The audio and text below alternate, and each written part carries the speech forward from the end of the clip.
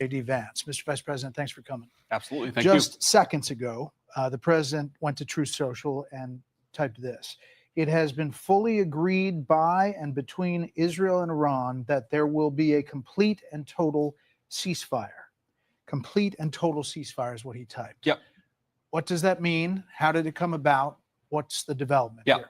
Well, we were actually working on that just as I left the White House to come over here. So that's good news that the president was able to get that across the finish line. I think what it means, Brett, is quite simple. First of all, the president, without, knock on wood, having a single American casualty, obliterated the Iranian nuclear program. We are now in a place where we weren't a week ago. A week ago, Iran was very close to having a nuclear weapon. Now, Iran is incapable of building a nuclear weapon with the equipment they have because we destroyed it. So that's a very, very big thing. Now, what that means, I think, is we have to talk to Iran and, of course, to Israel about what the future holds. Because while we have obliterated the Iranian nuclear program, our hope and our expectation is that they're not going to try to rebuild that program. And I think that's what the president is really trying to figure out here, is to build a long-term settlement here to where we can have peace in the region, where our regional allies and, of course, the American people, most importantly, can be secured, but where we can ensure that the destruction of the Iranian nuclear program that has already happened is not something they try to rebuild. I want to get to the obliterated part in just a minute, but I just want to read this fully so I get the context here.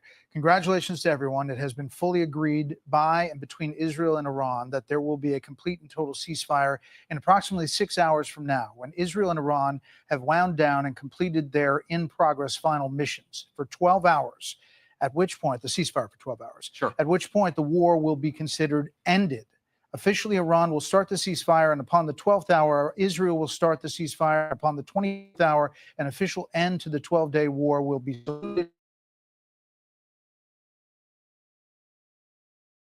on the assumption that everything works as it should, which it will. I would like to congratulate both countries, Israel and Iran, on having the stamina, courage, and intelligence to end what should be called the 12-day war. This is a war that could have gone on for years and destroyed the entire Middle East, but it didn't and never will. God bless Israel. God bless Iran. God bless Iran. God bless the Middle East. God bless the United States of America, and God bless the world. He seems confident that this is all coming together. That's right.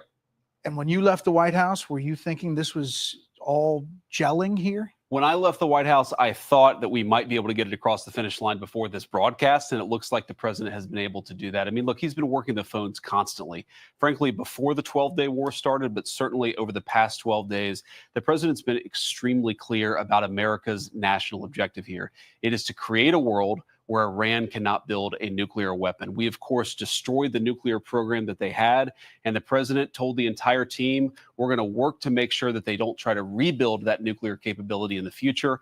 And it's, look, this is a great thing. For Israel, think about this. They've accomplished an important military objective. They've helped us destroy the Iranian nuclear program. They've also destroyed the conventional missile capability of Iran that threatened the country of Israel. For the Iranians, I think this is a new opportunity to actually pursue the path of peace. As I said yesterday, what the Iranians have showed through their support of terror networks, through their now failed effort to build a nuclear weapon, is that they're just not very good at war. And I think the president really hit the reset button and said, look, let's actually produce long-term peace for the region. That's always been his goal. I actually think when we look back, we will say the 12-day war was an important reset moment for the entire region. Would you be surprised if Iran is sending out signals that it doesn't have a specific ceasefire plan? How would the communication have been with the Iranians to get this level of confidence to put out that detailed statement? Well, one of the things I've learned, Brett, about the Iranians in the past, 4 or 5 months that I've been in this job is what they say publicly and privately can sometimes be very different. I think what the Iranians have shown very clearly is they don't want this war to go on for much longer. Their air defenses have been totally destroyed. Their conventional missile program has been largely destroyed. And of course, their nuclear program has been obliterated, as I said before. So I think the Iranians are at a place where they don't want to keep on fighting. You saw the president, and I don't have the truth in front of me, but he talked about the next 6 hours finalizing the attacks. I mean, what I think what he's talking about is right now, for the American people watching, it's dark over there. That's typically when the Israelis and the Iranians have been shooting at each other. I think there's some recognition that that might continue for another few hours. And tomorrow really is a new day. The end of the 12-day war, the end of the Iranian nuclear program. And I really do believe the beginning of something very big for peace in the Middle East. So you said totally obliterated. The president has said totally obliterated the Iran nuclear program. Yeah. Do you know for sure where all the highly enriched uranium is?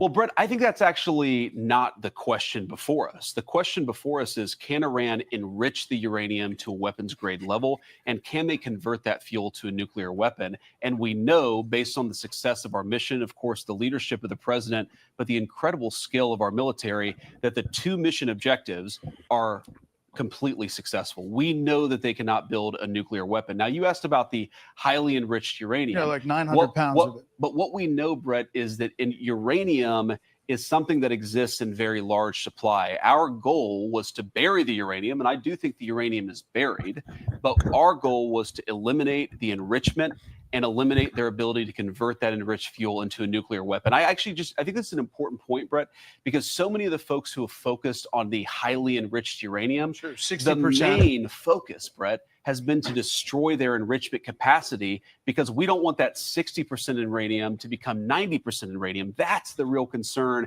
and that's what was so successful about our mission. So after all this, if the Iranian government survives as is, what's to stop it from rebuilding over time if they in fact moved the 60% highly enriched uranium? That's the concern. No, the big concern, Brett, and this is again what we destroyed, is their ability to enrich uranium. If they have 60% enriched uranium, but they don't have the ability to enrich it to 90%, and further, they don't have the ability to convert that to a nuclear weapon, that is mission success. That is the obliteration of their nuclear program, which is why the president, I think, rightly is using that term. But here's the question. If Iran is desperate to build a nuclear weapon in the future, then they're going to have to deal with a very, very powerful American military again. Our hope is that the lesson that the Iranians have learned here is, look, we can fly a bunker buster bomb from Missouri to Iran completely undetected without landing once on the ground, and we can destroy whatever nuclear capacity you build up. I think that lesson is what's going to teach them not to rebuild their nuclear capacity. Yesterday, were you speaking on the president's behalf when you said he was not interested in regime change? Well, Brett, what I've said is the American military, that is not our mission, as regime change. Our mission was to destroy the nuclear facilities and the nuclear program of Iran, which we, of course, did. I think what the president's also said is that the Iranian people want to make a decision about regime change. That's between the Iranian people and the regime. Of course, we support freedom fighters all around the world, but our mission was to destroy the nuclear facilities, and that's what we did. So you don't think there's any mixed message when he goes to Truth Social and says it's not politically correct to use the term regime change, but if the current Iranian regime is unable to make Iran great again, why wouldn't there be a regime change? Miga. Well, I think what the president is saying very clearly, Brett, is if the Iranian people want to do something about their own leadership, that's up to the Iranian people. What the American national security interest here is very simple. It's to destroy the nuclear program. That's what we've done. And now that the 12-day war appears to be effectively over, we have an opportunity, I think, to restart a real peace process. And Brett, this is not just about two countries, Iran and Israel. All of these Gulf Arab states, they want peace. They want to invest. They want to build artificial intelligence hardware. They want to sort of come in. All right, so we've listened to JD Vance talk long enough. I hate to say I told you so, but I told you so. The conspiracy guy on your YouTube, on your Facebook was wrong. The radicalized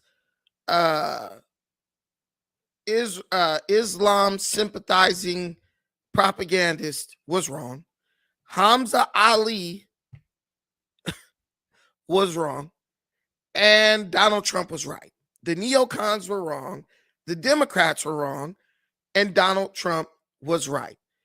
Before it could even start, Donald Trump has officially ended World War III, securing a total ceasefire from Iran and Israel.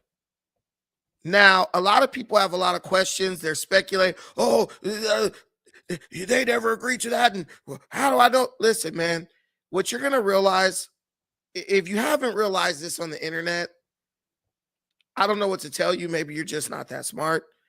But there are people who live to make other people afraid, right? There are people who will support any negative thing they see on the internet. They'll spread negativity no matter what. I have friends on Facebook who have been telling me every single year that the United States and China were going to go to war, and China was going to kick the United States butt in a war. That's what they were telling me. You don't know, the Russians and China, they're teamed up, and they're going to destroy in Korea. They've been saying this for like 12 years. Never happened. What happened to all those people who told you that Trump putting sanctions or tariffs on China was going to destroy the American economy? What happened to that? I'm waiting. And while might not be the smartest man in the world, I might not be some expert on geopolitics, I can look at a person's track record. And based on looking at their track record of lies, I can estimate or take an educated guess at whether or not these people are telling the truth. And the reality is, they're all liars. They're radicalized on anti-American propaganda. They hate America, and they wish there was someone out there who could basically bring America to its knees, right? Here's the problem. They live in America. They live in these nice little quaint white neighborhoods, nice and safe, while simultaneously preaching and hoping for an inferior government to defeat America just so they can say, I told you so. We're at the age, we're most of us are probably approaching like 40. We're at the age where people are desperate for a win. We have a lot of people in our communities and in our lives that have done absolutely nothing with their life. They're losers, for lack of a better word. And they wake up every day and get on the internet and look for cheap victories, cheap wins by scaring people into believing the nonsense that they spew. Now, I told you guys the other day, was this the start of World War III? What did I tell you? I said, this is not the beginning of World War III. This is what I told you. I said they did precision strikes. It is highly unlikely that Iran has the capability of really doing anything substantial to Israel, let alone the United States of America. I told you, if there's no other reason for you to come to this channel, come to this channel so you can get rational, unbiased perspective on things that are developing. I'm not here to scare you. I'm also not here to give you a false sense of security. What I'm here to do is I do the research. You don't have time to do the research, maybe, because you're working every day trying to support your family. And I basically tell you whether or not you should be worried about something, so you know whether or not you need to be making moves to keep your family safe. That's my only job. That's my only goal on this channel. These people never come up. I repeatedly send them the link. My friends, I send them the link. They never come up because their arguments have more holes than Swiss cheese. Do I believe that Donald Trump has secured a ceasefire between Israel and Iran? Yes, I do. Because I believe when you understand the nature of power, I believe the Iranian regime is they are more willing, they will accept defeat as long as they can save face. And they need to save face because that's what enables them to hold on to power. So if someone's telling you, like, you could keep fighting with America and Israel and you're going to lose everything, or you can work out a peace agreement or negotiate a deal with them and you'll at least be able to continue ruling over your country, I think they're going to choose the latter. Understand something, guys. These guys are multi-billionaires.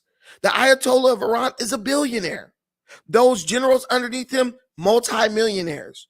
Do you think they really want to die by getting hit by an American bomb from a plane that they can't even see, or from a drone? Of course they don't. They want to live so they can spend money. and go vacation in exotic destinations with the millions that they have acquired and pilfered from the bank accounts of hardworking Iranian people. These rich people don't want to die. They want to live. And if they got to accept defeat, but they get to pretty much continue with business as usual, they're going to do it. They're going to do it. I'm still waiting for China to kick America's ass, like my friend Jakari was telling me. He was like, oh, China's going to come in and Russia going to, where they at? Where they at? I mean, y'all speak so confidently when y'all talk about what all these countries going to do. The crazy thing is they never do it. So I'm supposed to believe you guys over what I've been seeing for my entire life? I'm going to believe what Trump says, because the vast majority of what Trump has said has come true. Trump is president for a reason. No one's going to elect you to anything because you don't have the discipline or the dedication. So the president, who I feel only wants what's best for America, I'm not supposed to believe him, so I could believe some guy trying to fearmonger on the internet.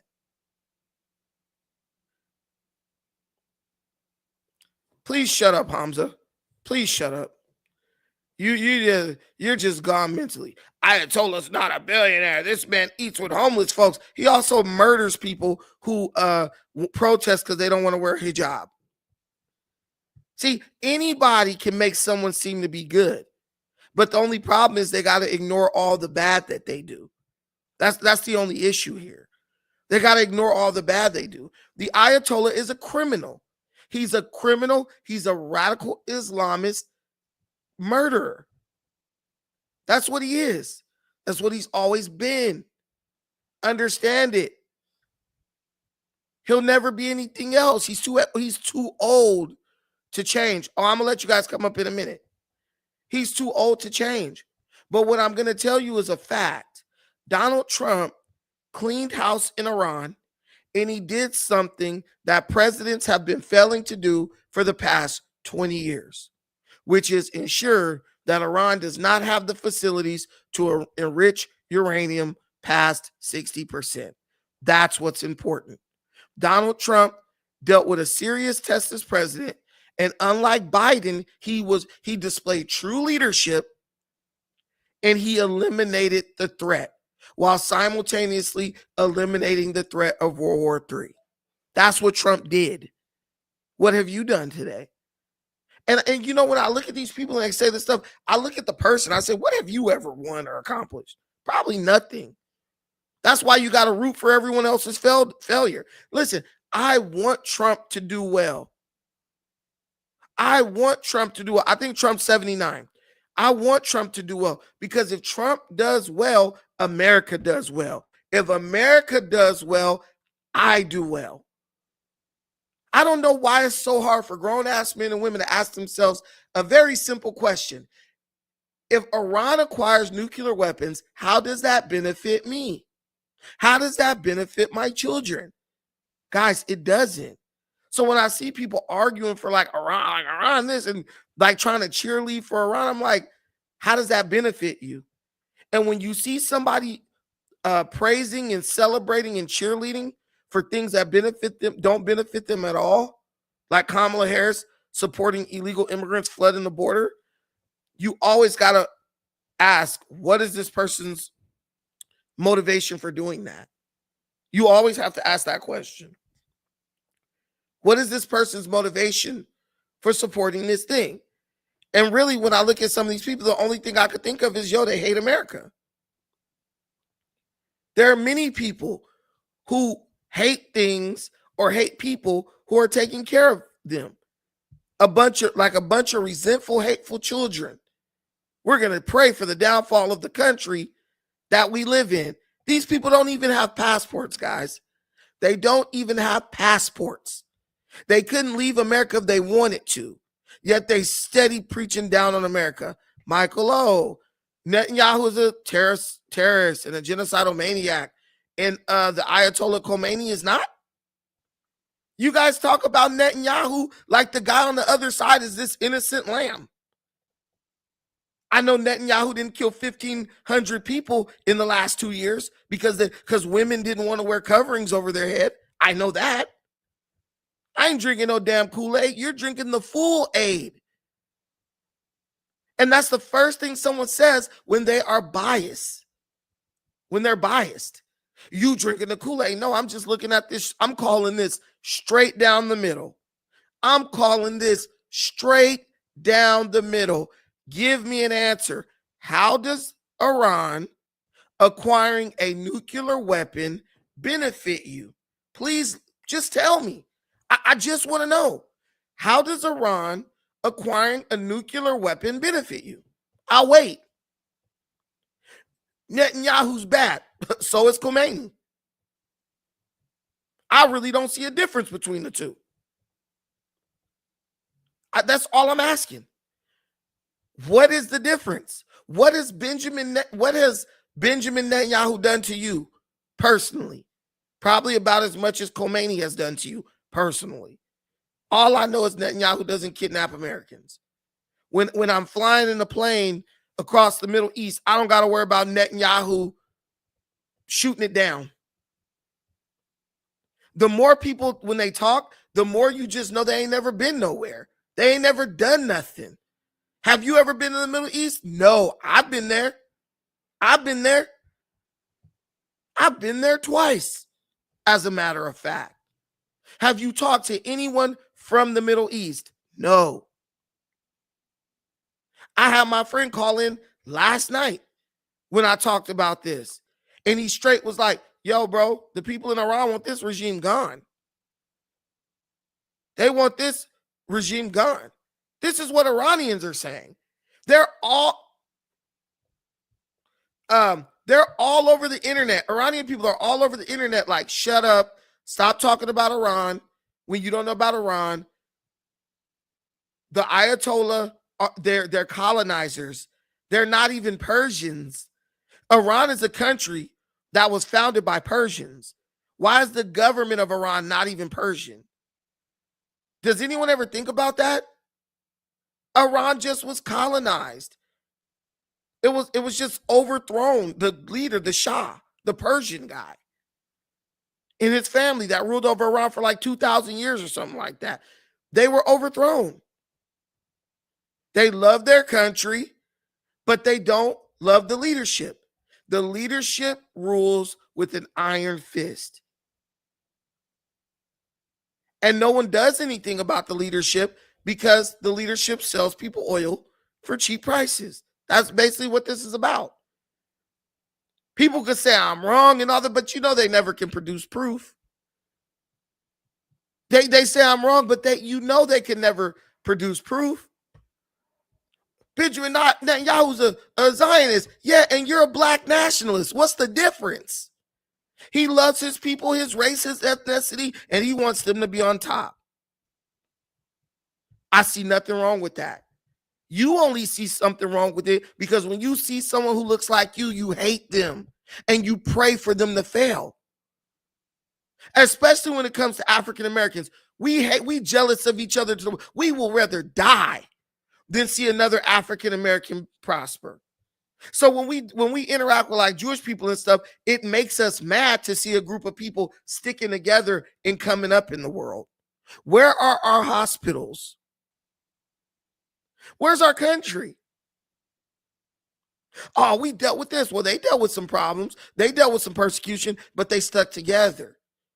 You're just jealous because you don't have the dedication and discipline to build what they've built.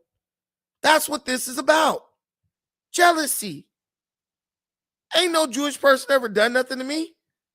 I'm not going to lie to you. No Jewish person has done nothing to me. When the black man shooting out the window, killing people look like him, oh, that's because the Jewish people did it. That's because we did it to ourselves. But you want me to think Benjamin, how many of y'all neighborhoods have Benjamin Netanyahu shot up? Show of hands. Show of hands. How many crack rocks have Benjamin Netanyahu sold in your community? I'll wait. I will wait. You're just looking at somebody, hating on them because you're jealous of what they have, because you're not because you can't have it, but because you're unwilling to do what's necessary to acquire it. That's all this is about. You should look at the Jews and take a lesson from them. Damn, if we stick together, we got all that. I mean, we got Africa, bro. That's way bigger than Israel. We could surpass Israel in a week if we stuck together. We could have surpassed the United States in about 10 years if we stuck together. But y'all hate each other so much. You hate each other so much. So when you look at other people sticking together, you don't say, let's be like them. You say, we need to tear them down. Like someone who looks in the mirror and they don't like what they see. So instead of changing themselves, they want to break the mirror. That's our mindset. That's our mindset. Mm. Let's go. What up, Amos? What up, Brandon? Can you hear me, man? Yeah, I can hear you. Okay, what's up? What's up to everybody? Man, this is a layered one, my guy. This is really layered. Thank you for allowing me to come up. I know my presence triggers your FBA, but fuck them. Just first admit that Trump did his shit with this situation. So the thing is, Brandon, you're an interesting one, because the reason why I keep coming on your show is because you give very, very layered explanations in your intro, right? Like you'll say a lot of intellectual shit, and then you'll say some shit that triggers people, and then you'll make more sense, and then you'll say more shit that triggers people. I like it because it brings engagement. So all I'm gonna say is I was actually at a party on Saturday night when I read from my phone that Trump ordered the missile strikes on Iran, and I was like, holy shit. And I'm showing my phone to people, and I'm like, yo, we're at war. A little bit of background for people in the show, Brandon. You already know this because we've been talking for quite a while. I'm a U.S. Navy veteran. I was a hospital corpsman in the Navy Reserves. And so I have strong feelings about how America handles its foreign policy, how America gets into shit all over the world. Yet with this one, it's interesting. I just know that the history of let's break it down into layman's terms. And again, I'm not here to trigger anyone in the chat because I know this chat is going all over the world, but hear me out. We all know about Hezbollah. We all know about, Islamist groups that hate America. And we know about things such as the 1979 bombings, the 1996 bombings in Beirut, the way that Iran has attacked American embassies throughout, the last couple of decades. We know that there's some kind of issue between the white man and the Muslim man in the world. We know that, right? What's going on with this? I can't co-sign Israel fully, brother. I cannot because but no one's asking you to do that. No. But you brought it up in your questioning because when you're did I talking tell about anyone to co-sign Israel? Please no. Hear me out, because you keep talking about, well, Netanyahu did this and what have you done? I've been listening to you, and my thing is you're defending Benjamin Netanyahu. No, I'm not defending okay, it. Listen, bro, if I say Michael Jordan won 6 titles, that's not me saying Michael Jordan is the best basketball player who ever lived. That's me stating a damn fact, and you tapping into your emotionalism. Oh God, here we go. No, I'm being real, because me talking about what Netanyahu has accomplished is not me co-signing, endorsing him, or approving of what he's done. That's just me highlighting.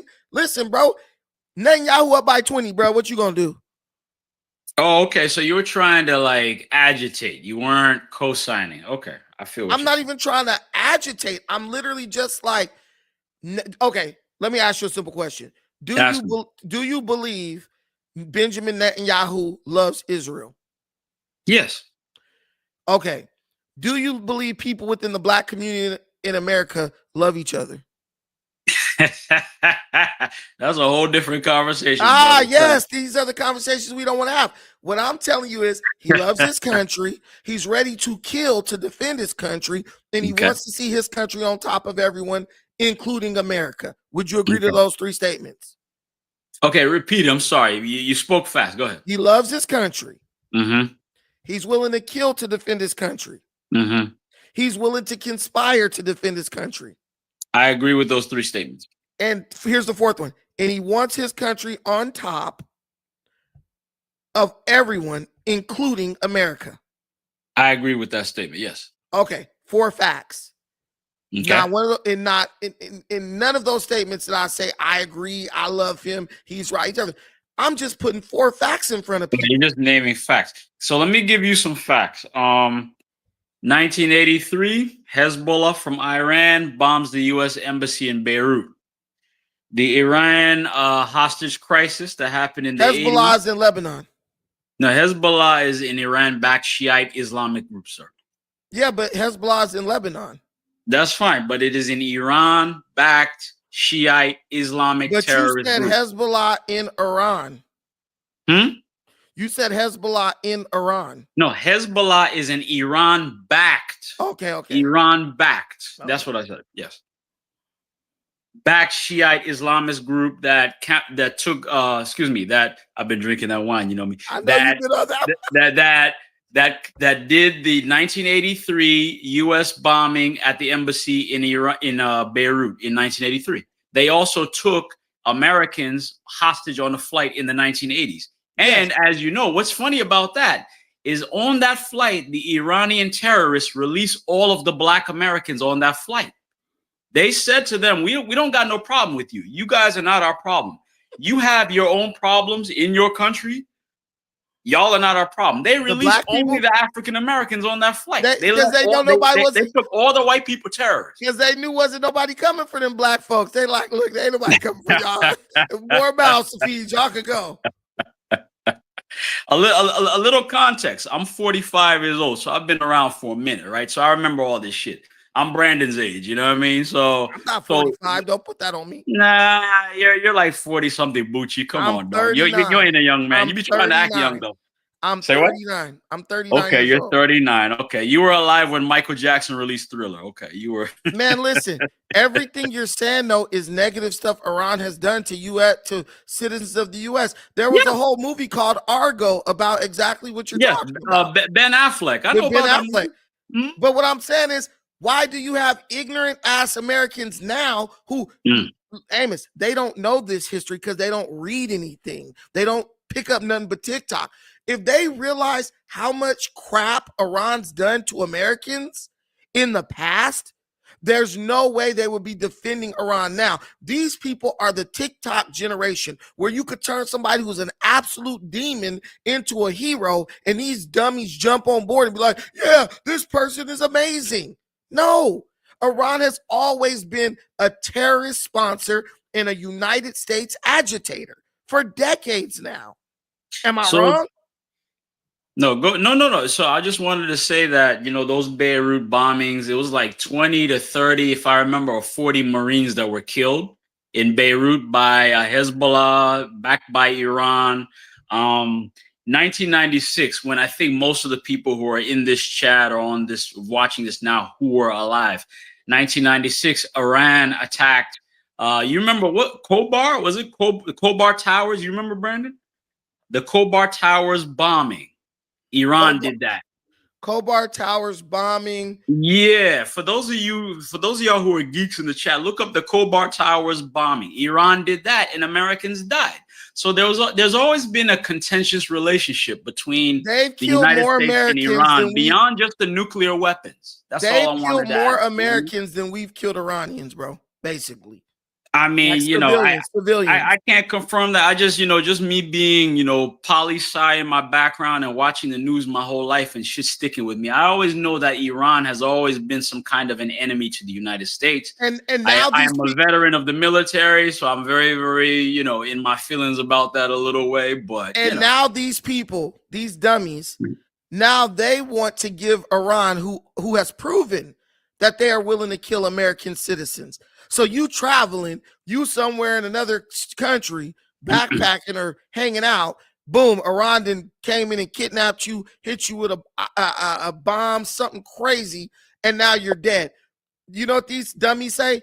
You know what we should do? Let's give them nukes. But Brandon, what dummies are you talking about? So I logged in late. I missed that part. I'm talking about the dummies who defend Iran, bro. There are people even in this chat who are Iran sympathizers. I got people all over my Facebook. Iran, this their right to have a nuke. Bro, what you don't get is once Iran gets power, once they get a little bit of strength, they immediately attack Americans. This is their history. This is their history. Donald Trump was alive for all that stuff. Yes, he was. He's older than me. He's about 40 years older than me. So when he does what he does, he's literally doing it with all that in memory. Like, no, strong Iran means Americans die, means Americans are not safe. You take your black ass to Africa, now you all of a sudden some Iranian-backed spies then snatched your ass up and took you out to the Middle East somewhere talking about give us $100 million to get these hostages back. You guys don't understand. Go ahead. No, I'm sorry. You were talking. My bad. They're calling me an idiot because I just understand history. But Brandon, you got to look at context, and you do look at context because the way you broke down Tariq and Taharqa, like you understand context a lot. This is some layered shit, like everything, right? U.S. foreign policy is always layered shit. The U.S. does a lot of dirty shit overseas. We know that. But as far as, you saying I back Trump wholeheartedly and blah, blah, blah.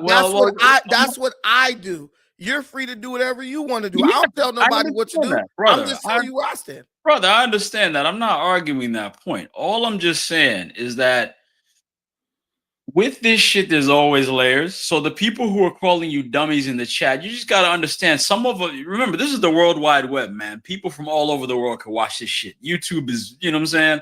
So there's probably Iranian Americans on this shit who are lambasting you, talking about the Iranian Americans look like a bear, like bro. The Iranian Americans do not support the Ayatollah, bro. No, they do not, because it's a terrorist regime.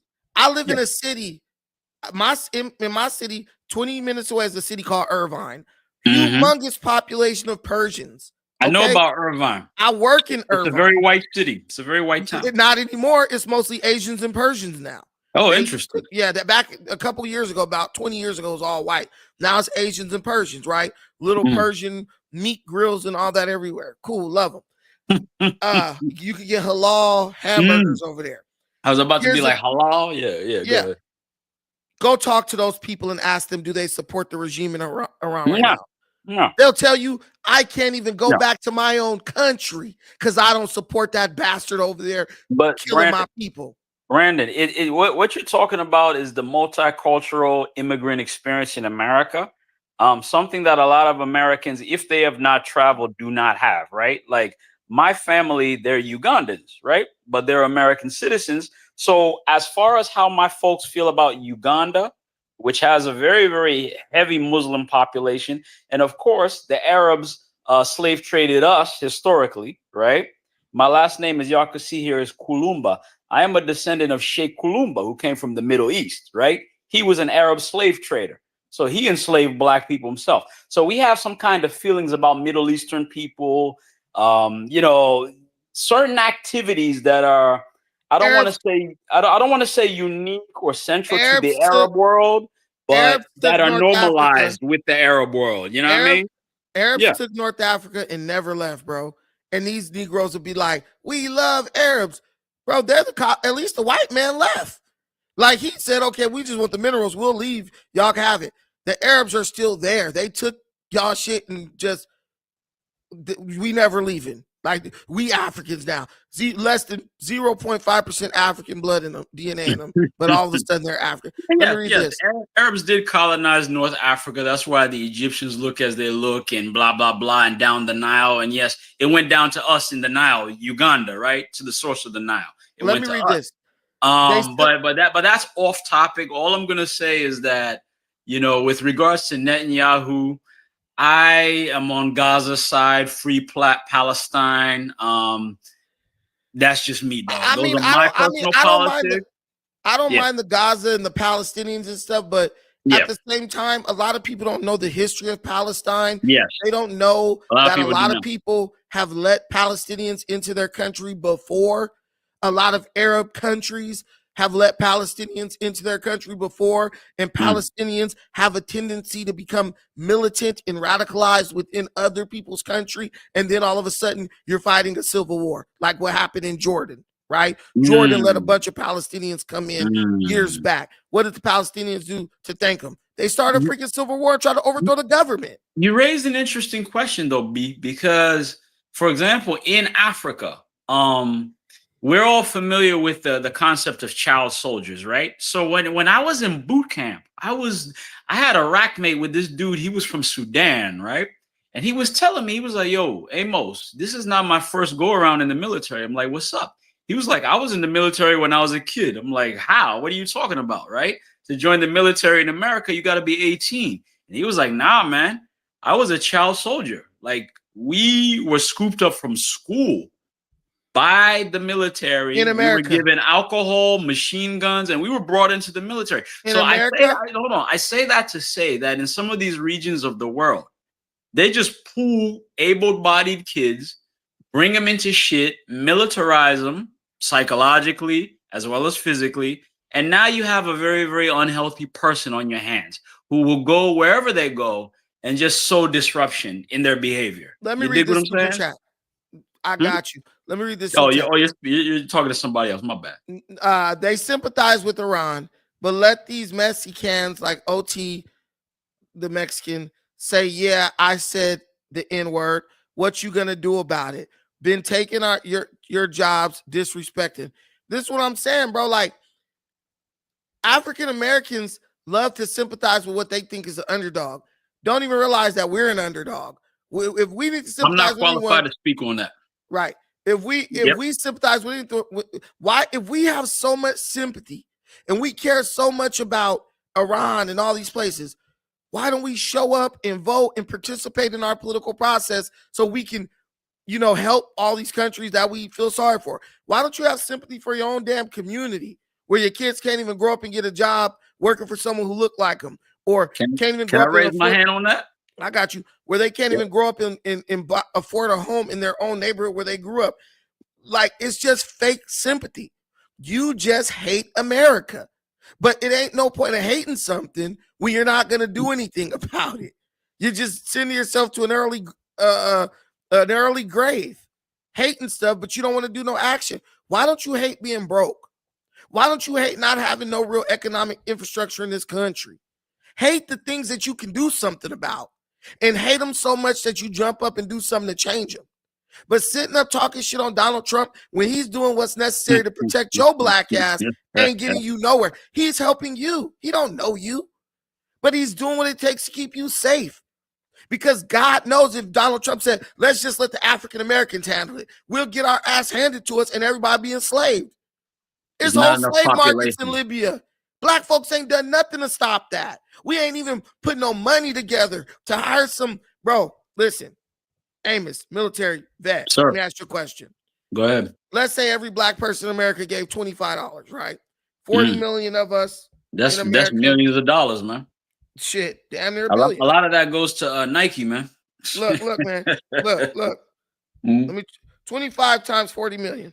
Mm-hmm. Hold on. Okay. See, you're going deeper into levels that I love, but that's beyond the scope of the show. No, I know. Listen, that's $1 billion. $25 times 40 million is $1 billion. Okay. Do you think with $1 billion, Amos? Yes, sir. Do you think we could hire black ops groups like Blackwater or straight up mercenaries? Do you think we could hire mercenaries to go liberate the slave markets in Libya that are selling African or black slaves? Yep, but then what you've entered into, you're devolving. You're going into different conversations because that's fine. That's fine. No. But I'm saying, let me answer what your question, because you asked me a question, right? So, absolutely, with that amount of money, absolutely, you could hire a whole force to do that. However, you have to get people of the mindset that would give a shit about doing that. But listen, with a fraction of that cost, we can lobby a few politicians to demand that the United States go over there and liberate those slave markets in Libya. Yes, you could. The way they went over there and overthrew Gaddafi. right? American politicians are for sale. Yes, you could do Right. that. This is what I keep trying to tell y'all, and I hope this is an educational experience for y'all. Black people don't give a fuck about nobody. They don't even care about their own shit. And I'll put that over to Africans too. Because all them African countries over there, and not one of them have gone into Libya, because there's some African countries that'll whoop Libya's ass at this point in a war. Like I think Rwanda, Nigeria, the coalition of those countries, they'll whoop the shit out of Libya. Why haven't we freed our own people in Libya who are being enslaved right now? Brandon, you're going. But you worried about a person in Gaza Strip. You're going into several conversations. No, I'm going into common sense. No, I'm going into common sense. Feel me. You care so much about. Question. Go ahead. Go ahead. You got it. You care so much about Gaza, which is a lie. Don't none of these Negroes care nothing about Gaza. They don't care about nothing about Gaza. You care so much about Gaza, but you don't care about them Africans up in them slave markets in Libya being bought and sold, women and children right now today. What you're talking about is miseducation. Oh no, Daniel Beverly has not spoken. My bad. Go ahead, Daniel. You got the floor, Go ahead, Daniel. Yep. I was wondering where are all these African Americans that give a shit about Iran? I don't see it. I don't see it either. You just said yourself we don't give a shit about nobody. No, they're in my chat. They're in my chat, bro. They're on my Facebook. They might not be who you think they are. Bro, they're in my Facebook. We don't really give a shit. I actually have Iranian family. No, here we go with this. Look, Gito, that's African on African violence. No, it's not. No, it's not. They're not African. Gito likes to entertain this idea that Arabs who are less than 2%, not even 1% African, somehow they're Africans. He lives with that mindset. That's a whole different other conversation. Y'all be multiplying this shit, man. It's not even a conversation. They're Arab Muslims who invaded. Obviously, they would assimilate, intermix, but they still keep the customs of slavery that has passed down during the generations. To say that is that's African on African. Really, like, these are different nations, right? Like Libya feels like they're their own nation. Morocco feels like they're their own nation. That's aggression across national lines. And when you look at Libya, you got a lot of people in that area that are straight Arabs who ain't been in Africa even one generation. They just came over there because it's better than whatever shithole they're living in. Yep. So I have more white genetics than they have African genetics. Of course. Yeah, Libya easily 98% Arab, but it's just the way to dismiss. Oh, that's African. No, it's not. It's Arab colonizer. I agree versus with that. Arab colonizers. African, indigenous African. We know. I'm both. But one more thing I wanted to say. And Arab colonizer. Go ahead, Daniel. But go ahead. One more thing I wanted to say. You got to use your military. I'm an Army vet too. You have to use your military to keep. Have this nigga shining shoes. Say what? Peeling potatoes and shining shoes is not a designation. I was not running like you. You was ducking. You probably went to Canada for a few years. Ducking the smoke. That's where all the pretty niggas go. But anyway, my point is, another reason I have an issue with illegals. How can you join the military as an illegal? So, question for you: Are you asking about the U.S. military? Say what? Are you asking about the U.S. military or foreign? I said illegals. They can't join the military. No. I'm asking you. Are you talking about the U.S. military? Yes, U.S. That's all I'm talking about. Okay. That was my only question. But you know that they have the citizenship ceremony in boot camp for the motherfuckers that that came from other countries. Like, they have that, and they make them American citizens in boot camp because before they deploy them to A school and shit like that, they're like, oh, you're on paper have to be an American. So in case you defect, that's treason, and you're going to Fort Leavenworth, Kansas. You know what I mean? You know that already, right? What? I didn't see many. I saw a lot of FBA in there. I did not see a lot of foreigners. Well, remember, FBA is a made-up term. We're not going to go into that shit. But go ahead. I understand what you're saying. Go ahead. So we've been in every war. So we always fight for this country, and a lot of people come over. Yes, and if you can't pay taxes and you can't fight for the country, you're just a freeloader. But the military allows them in. I was in boot camp with a lot of people from other different Where'd you countries do as boot well camp as at? Americans. Listen, man. Listen, and the we're not military getting into lets them in. listen. We're not getting into an argument No, about. it's not an argument. It's Nah, just a discussion. But listen. it's okay. It's okay. We I'm can just curious, continue with what we Here's were the talking here's about. the point. Where'd What you do do you your boot think? camp? What do you think Where? about?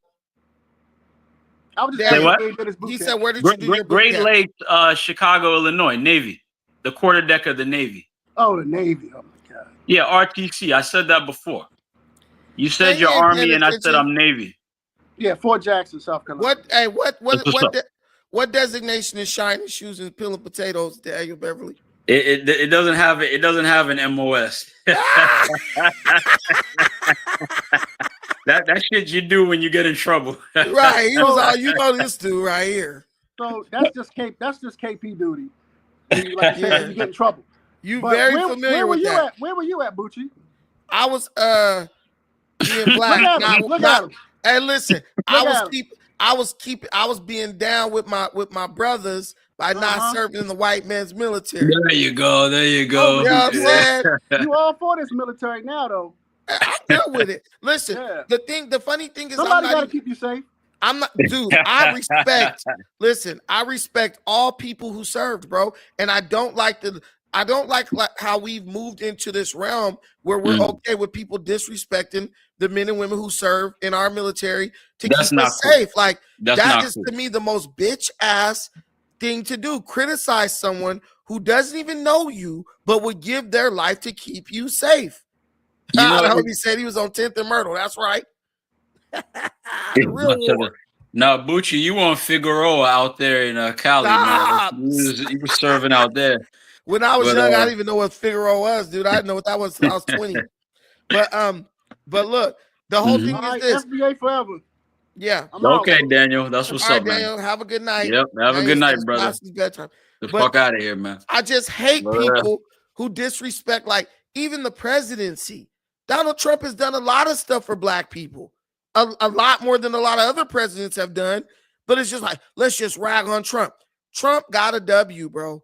Trump went in. He did what he said he was going to do. And if what the news is reporting is true, he has secured a ceasefire. Now, do I believe Iran has agreed to a ceasefire? I 100% believe they agreed to a ceasefire because they really... They don't want it. They don't want it. The American military invented drones.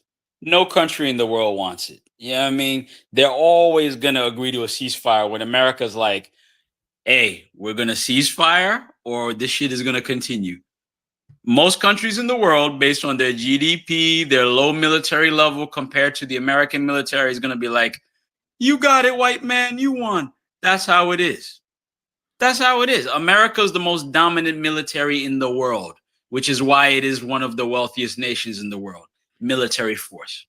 Listen? Let me ask you a question, because this is why I love talking to I love talking to ex-military, right? My cousin was in the Navy. He was a naval chief. He was he was a cryptologist. He was on the nuclear submarine. Oh, very smart brother. Oh, yeah. He lived in Russia. Yeah.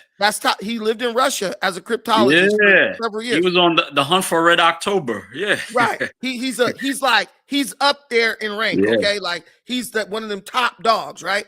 So I talk to him all the time and I ask him about this stuff, and people don't really realize how the Navy is really like the premier force in the military. Like everything's going through the Navy in future war. Because I used to work on the Navy base at Great Lakes, 45 minutes from Chicago in the Scullery. Yeah, Great Lakes. That was my boot camp, I used to work in the Scullery. In the Scuttle, they let you on a Navy base? What congressman do I have to write to make sure that never happens again? Gosh. Well, I was fresh out of high school, and it was this job program through the Goodwill. And, they employ people with special needs and stuff like that. And you basically just clean the trays and all the utensils and everything. Because they get like a 12-minute lunch. Costa, you used to work in the commissary, in the galley? I used to work in a galley in the Scullery. Yeah, in the galley. That was the same galley I was in. Yeah. Yes, sir. You know all about that. So I can't pour alcohol in the chat. Yeah, go ahead. So before I lose my thought, so we know the Navy is running shit, right? They're the ones who move the aircraft carriers. where the planes launch from to go bomb stuff, right? They basically like, it's like a city on the water. A floating island. Yeah, it's like a floating island, right? So this guy tells me like everything about what's what. Iran definitely surrendered because they have nothing to fight with. Iran's primary military infrastructure is revolves around defense. They're not an offensive military. They're not like, I'm going to invade another country. If that's the case, they would have been invaded Israel a long time ago. But they're like, look, we need like radar. We need like anti-aircraft. We need ballistic missiles that we can launch from where we are to somewhere else. They've been under sanctions for decades, bro. They don't even have the money to really buy a bunch of military stuff. They don't have a Navy. They don't have an Air Force. They got small boats that they call a Navy that they use to agitate bigger boats, right? Basically. Yep. So where, I don't understand, where is this like, they won't surrender. They never would do this and never would do that. Like, there's no evidence that supports this idea that Iran is in a position to go to war with America, well, with Israel, and Israel backed by America. So Brandon, I just read, because you know me, I'm a geek, right? Since the 1979 Iranian revolution that overthrew the US-backed Shah and ushered in the Islamic Republic, Iran has presented a major foreign policy challenge for the United States. Of course, we also know about their acquisition of uranium and the ability to build nuclear weapons. So that's what it is. It's Muslims versus WASPs, the Arab versus the white man. It's been a centuries old war, you know what I mean? Religious in origin, but now militarily and territory wise in origin. And we know that. So that's where all this comes from. So, and it's not going anywhere. It's not going anywhere. And people don't even know the history of this stuff. Do you guys even know that Iran, this is not the first time Iran has struck U.S. military bases? Was that in 2018 when we killed Soleimani? Was that 2018? Yeah, I remember the name. Yeah, because if y'all know that show on Amazon, Jack Reacher, that story about Jack Reacher killing Suleiman, that was based on that shit, but it was some real shit. There was an Islamic terrorist, and yeah, I think it was Soleimani. Soleimani, Qasem Soleimani, he was the Iranian major general, right? Iran had launched an attack on the American embassy in Iraq, right? So, you know, Iran thought, yo, we're going to do this and no one's going to do anything about it. Dude, Trump ordered a drone, right? So Soleimani he leaves Iran, he goes to Iraq, catches a plane, gets out of the plane, gets in a convoy leaving the airport. They dropped a bomb on this fool from a drone that incinerated every single person and car in that envoy, right? And we can do it. Right. They hit him with a drone that was so high up they couldn't even see the mofo, and he was dead. So Iran got pissy. They did a Martyr Soleimani Day, did a celebration, Death to America, you know, their usual crap. So their response, burning American flags and shit. Right. So their response was they launched missiles at 2 American bases in the Middle East. It did no damage. It didn't do any damage. Then they got so scared, right? They shot down their own commercial airplane thinking it was an American missile that was coming to Iran to hit Iran. It was Iran, some Iranian flight, whatever, right? They were flying to Kiev, Ukraine, and they thought they mistook it for an American missile and shot it down, killing like 167 passengers or something like that. So this is kind of giving you an idea of Iran's capabilities militaristically. They're not a very capable military. So, I mean, you guys keep saying like, they're going to do this and they're going to show America. Most likely what they're going to do is blow themselves up because they're gonna get so scared that America's sending something their way that they're gonna freaking panic and blow themselves up, like they shot down their own plane and then tried to blame it on the pilot of the plane. That's the worst part. They tried to blame it on the pilot of the plane, and then later on admitted it that hey, we accidentally shot down that plane. They killed a bunch of Ukrainians. Go ahead. What you say, Costa? They thought it was the ops. Yeah, they thought it was the ops. Tripping. It's literally like your ops is gonna roll on you. They're gonna slide on you, and you think you see them coming, so you go to pull your gun out and shoot yourself in the leg. You so afraid. Papa Dot. Right. It's the stupid shit. Right. Exactly. So it's like, where is all this Iranian military expertise about to come from? That's the only thing that makes me believe that they definitely surrendered, because it's like, what else they gonna do? It's a lesser country with a lesser GDP and a lesser military. Like most countries in the world, they're going to capitulate to the United States. Their innovation is lesser too, because their society isn't really, it's not really based on like, I mean, I don't know how good their trade is going. Like what products are being sold in Iran, what's being exported, what's being imported. Like how are they participating on a global scale? Like what are they doing? What are they giving the world? Mm-hmm. What resources come out of it? I don't know. But Brenda, let me posit this to you. I just pulled this one up. United States President Jimmy Carter imposed sanctions against Iran in November 1979 after radical students seized the U.S. embassy in Tehran and took American hostages. Yep. So all these things add to the conflict that has gone on for decades and decades and decades. You feel me? So just wanted to posit that. The thing is this. We know Jimmy Carter was responsible for the overthrow of the Shah in Iran, and the Shah was good friends with America. And those radical students were emboldened and radicalized by Jimmy Carter because the CIA was smuggling videotapes made by the previous Ayatollah, smuggling those tapes into Iran and distributing them among Iranian students. And if you read Confessions of an Economic Hitman. I read that book. I read that. I've read more. Listen, you're going too deep for the show, man. Yeah. They don't know about this stuff, man. They don't know about this. They don't know about Gulf oil, all that, bro. Trust me. Can I cut into your show for a commercial? Go ahead. For anybody in the chat who's not up on that, and you're a geek, a nerd, a reader, read the book Confessions of an Economic Hitman. It's written by a former CIA agent. All the information, he declassified it, and he went into hiding after he wrote this book.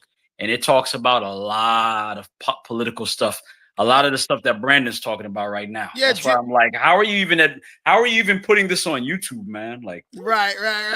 Very classified stuff. Jimmy Carter definitely got offended because the Shah said that one day Iran would even pass America and the UK as the premier country in the world.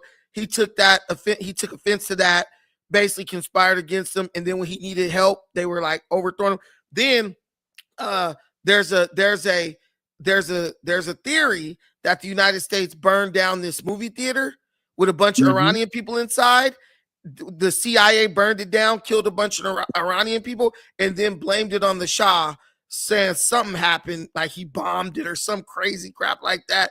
And that, bro, if you want to overthrow a country, just indoctrinate the students the same way the Democrats tried to do. These young people are so damn dumb and impressionable, they'll celebrate anyone who is not the government who's ruling over them. And you know what's so funny? This is so funny. The same women who marched in support of the Ayatollah, the minute he took over, he stripped them of all their rights to education, stripped them of all their freedoms, forced them to wear hijabs, said they could not go to school past like the 3rd or 4th grade, stripped them of their ability to drive.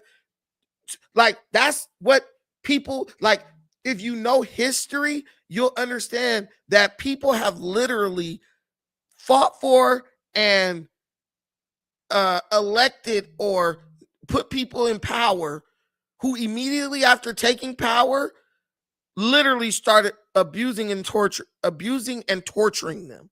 So when you see a bunch of people cheering for somebody, don't just think, oh, because they're cheering, it must be good. All the people in other countries vote for leaders that end up genociding them all the time. All the time. You think those women, when they were helping to overthrow the Shah, thought that Khomeini was going to come in and freaking put them under Sharia law? He was telling them he was going to give them freedom. Oh, I'm going to give you freedom and you're going to be able to do whatever you want. Soon as he got in, boom, radical Islam. Radical extremist Islam took over. And you guys sit up and argue with me about who I support over Trump or over Israel with that situation. Listen, bro, I'm never going to support radical Islam, ever. It's so crazy because the Islamic countries in the region even support Israel. Egypt is in a truce with Israel right now, 100% partners. Jordan, 100% partners. Saudi Arabia, 100% partnership with Israel. Come on, guys. Come on, guys. Even the Arabs in the region support Israel over Iran. Why do you think that is? Because they love Zionists and they love everything Zionists do? No, because you might not like what this guy does, but this other guy's a lunatic. This other guy's a lunatic. And I keep putting the link in the chat, but I'm waiting for you guys who are saying, this guy's dumb. He's not. Come up, explain it to me. You know more than I do, even though you ain't read or done a lick of research. You know more than I do. So come up and tell me why your way of thinking is superior to my own. I'll wait. I'll wait. 100%, Mr. E. Tulsi Gabbard tried to change what she said a year ago or a couple years ago when she said Iran is not trying to make nuclear weapons. She literally changed that back. She walked that back. They wanted to produce nuclear weapons. It's obvious. It's obvious. And the United States and the West said, hell no, you're not going to do it. And guess what? They kept trying to do it and they got bombed. And now the propaganda comes, they didn't really hit the nukes and all this stuff. Well, yeah. You think the Ayatollah is going to admit that they destroyed their nuclear weapons facility? He can't. If he does that, the people of the country might get emboldened to come get his ass out of office. It's all a ploy to stay in power. We have to make it look like we're still strong when we're not. If you know anything about the military, anything about regimes, they always have to project power to keep people scared of them. What up, KP? Go ahead, my brother. Now, I was just saying, to back what you were saying about those Muslim countries, they don't support Iran for many reasons, but one of the main reasons why, because it is a Shia-based country. And a lot of the Sunni-based countries feel like they're going against the Muslim body, which in a lot of ways they do. You know, even invoking war on other Muslim countries is a major issue. Now, Quranically, they're not supposed to go against that country if they're going against a disbeliever, but, you know, we're talking about modernized government that's not going to agree to that, you know? Well, what people don't understand is Muslim people and people in the Middle East, they're people at the end of the day. And people want to have, like, safety for their family. They want their kids to have a future. They want their daughters to be able to grow up with some freedoms and be able to get educated and stuff. No one, you could be a Muslim all you want to. You're not about to support no other Muslim who talk about, well, F it, let's just blow up ourselves and blow up them. Let's blow ourselves up just to destroy them.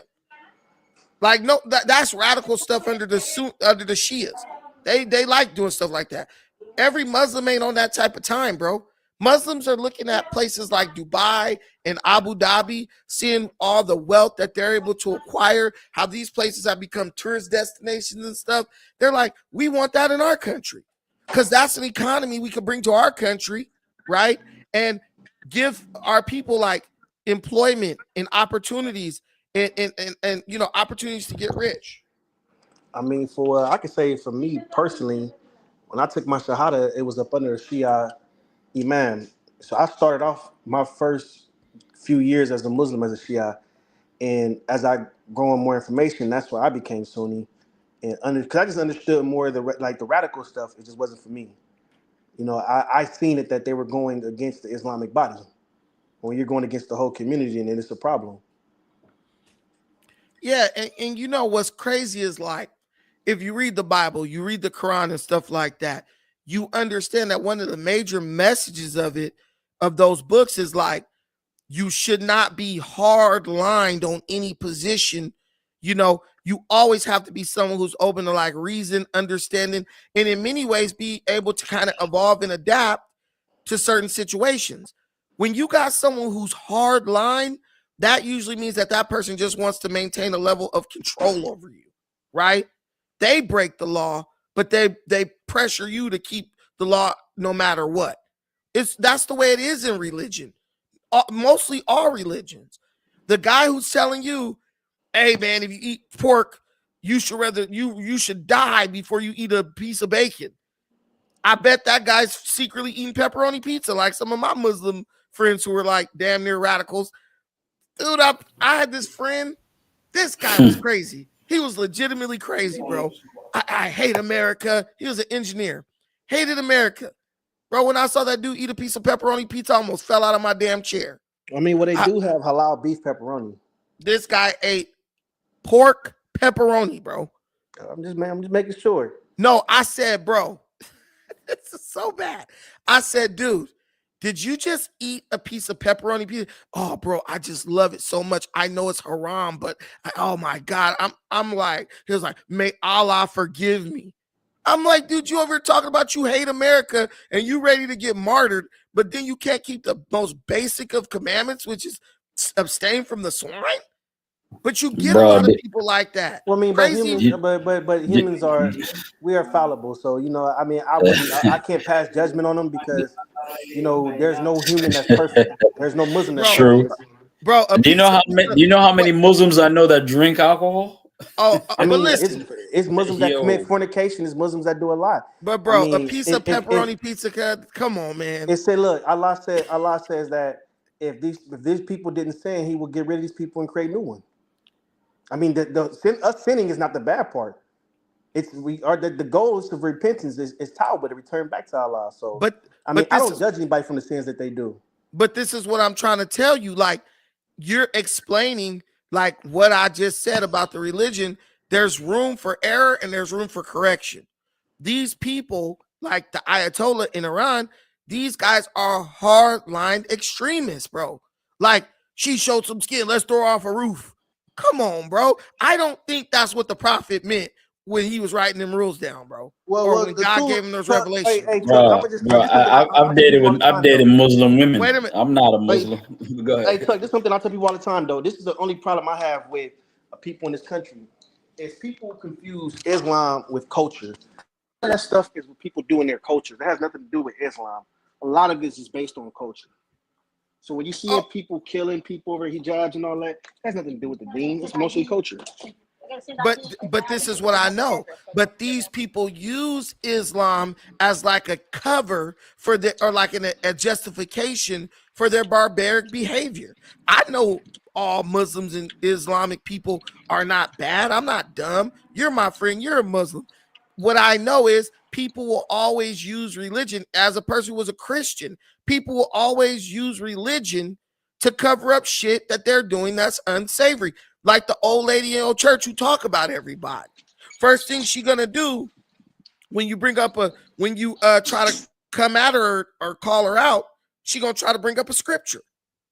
I mean, I do it too, right? Someone says, "Don't judge me." Well, the Bible says a righteous man judges all things. I shouldn't be judging you, but I'm gonna use a scripture taken out of context to justify the shit I'm doing that I shouldn't be doing. Anyone can do that. But people have to be wise enough to see and recognize the difference. Instead of just jumping on board, we support Iran. Well, no one else does. Even people who share their same religious belief. Because they recognize, these guys they're too far gone with this. They're going too far with this. So why are you uncomfortable? Go ahead. No, I was going to say, did you identify people that support Iran in this conflict? Bro, there's people in my chat. There's people. No, did they come up? Did they come up? And they'll never come up, bro. They'll never come up. Okay. And somebody said Zionist is the same as radical Islam. I didn't say it wasn't. All I'm saying is Benjamin Netanyahu ain't chanting death to America. That's all I'm saying. Benjamin Netanyahu ain't like, we gonna blow you off the face of the earth and referring to America as the big devil. Like, come on, you can say whatever you want about Zionists. One thing I know about Zionists, they're not trying to destroy America at this moment in time, as which I can't say for Iran. If Iran had a button and they said, if you press this button, America would cease to exist, Iran would press that button without even thinking about it. Well, we know Israel never and America would never break up. That's, I mean, you know, we're indebted to Israel for some odd. Well, I'm not gonna say they are indebted to Israel for some odd reason. Israel is our watchdog in the Middle East. I agree with you. There's something I don't know what it is. Hey, Tug, I think you minimize. Look, I love you dearly. You know, you're a brother to me. But I think you're minimizing that, and I know, and a lot of MAGA are gonna minimize it. But y'all know that there's some weird shit that the way these motherfuckers want to protect Israel at all costs. But you know, MAGA. I agree. I agree. There's something with America and Israel. We don't know what it is, but you know, it's like historical. You know, MAGA don't really like Israel like that. Niggas was ready to turn on Trump over this situation. I was probably one of the few MAGA who stayed with Trump just because I trust Trump's judgment. But the thing with Israel is it makes total sense because Israel is America's proxy. That's what that's about. Every big country has a proxy in some area of the globe. And like North Korea is China's proxy. If China ever really wanted to do something to the United States, they would use North Korea to do it. Because they would be like, y'all gonna take all the punishment. We're gonna say we had nothing to do with it, but yet the job will be done, the deed will be done. That is the same thing with Israel. So let me ask you a question. In your opinion, then, is I mean, because we can say within the site that we see that maybe America is Big Brother, but do you believe that really Israel got us by the balls? No, that's what it appears to be. In no way, shape, or form. America could pull out of helping Israel at any moment, and Israel will be overrun by Muslim terror groups within minutes. America is the one. But I gotta push back, Brandon. I gotta push back. Okay. Because even our first black president, the holy Barack Obama, went over there and put a yarmulke on his head and touched that wall in Israel. You remember that? So there's something in people the do that all the time. Listen. There's something in the guidebook with American presidents that's in the American government, which is you need to honor Israel. I remember in 2008 watching a debate, and y'all remember Ron Paul. Ron Paul was debating whoever the fuck it was, and he made a comment, and he said, by the way, we're not allowed to say that Israel got nukes. And they cut to commercial real quick on Ron Paul when he said that. So there's something with the American media, the American government that protects and kisses Israel's ass. What you have to understand is Israel or Jewish people, they own a lot of things in America. American Jews own a lot of media outlets, stuff like that. Well, they own the media, brother. They own the media. So, they don't own this media outlet. They don't. Well, they don't own this media outlet. I can't say that for sure. Okay, but anyway, I'll be having a way better setup than this if they did. But look at this. What I'm saying is this: it makes total sense when you consider that if you're a politician, you want favorable media coverage. You're a politician. You want donations from all these corporations that they own. You want Google to favor you. You know what I'm saying? You're just going to be nice to them because it's in your own best interest. And I promise you, if Israel did something to jeopardize these politicians' political power, trust and believe they would turn on them like nothing. Even the Bible speaks about that, about the kings of the earth turning on Babylon the Great. If you read the Bible, you know Babylon the Great represents the world empire of false religion. So that's how kind of like history, that's how it plays out in history. The governments are closely in cahoots with the church. just like in old days in the UK in the Dark Ages. Soon as the church or the religious sects go against the government, what do? The government turns on them. It's just like was it Henry VIII who made his own church because they wouldn't let him like divorce his wife or something like that? Yes, that's correct. That's correct. Was that Henry VIII? His own church. That was Henry Yes. Okay, look, my history is intact. These governments are never beholden to any religious sect or group. They play with those groups because it helps them keep power. Like look, as long as you say I love Israel, you will always have more money than anyone who says they don't love Israel. What does that mean? That means you will be able to maintain power. Now, if Israel was like, we not giving you no more money, you know what they would say? They'll be like, screw you, who's gonna give us some money? And that's what we gonna do. Dude, there were presidents who were not favored by Israel, bro. Like JFK is one of them. We see what happened. Because he was Catholic. Because he was Catholic. Donald Trump, his first term, Israel wasn't messing with, bro. But the second time around, he's drinking the Kool-Aid. He's drinking that Kool-Aid. I don't even think Trump is drinking Kool-Aid. I think Trump is using people who are useful. Trump is like, he's smart enough now to say, I could just work with them and this will be way easier. What I'm telling you, yes, he did. He did work with them in the first administration. What are you talking about? Let the brother speak, Tuck. Listen, go ahead, knock yourself out. No, well, he moved the embassy to Jerusalem. That was Benjamin Netanyahu favored that, so he did work with them in the first administration. But that was to Tel Aviv. Tel Aviv. They moved. No, he moved the embassy to Jerusalem. He declared Jerusalem the capital of Israel. And he moved the embassy to Jerusalem. Like he has the right to do that, right? Yes, he does. Yes, he does. That's what I keep trying to tell you. You guys keep saying like Israel's controlling America. An American president has the power to say, okay, he moved the U.S. embassy. The U.S. embassy. Listen, okay. Donald Trump. Did you just look it up real quick? I already know about. No, I didn't. Donald Trump recognized Jerusalem as the capital of Israel, which pissed off a bunch of Arab countries. But what I'm telling you is you can't say that this country is controlling this country when this country has to come to this country and say, please recognize this is our capital so the rest of the world will recognize it as our capital. You're not the big dog in that situation. You're the person who's like, look, it's like you got a family member, right? Your family is the king. You're not the king, but because you close to him, a lot of he give you a lot of things that you want. Like, okay, no problem. Why though? Because Israel is one of the key stabilizing entities for the Middle East. Israel is our proxy in the Middle East. I was going to say that Israel, we don't have to do damn near any dirty work in the Middle East. That's a big job. They do it well.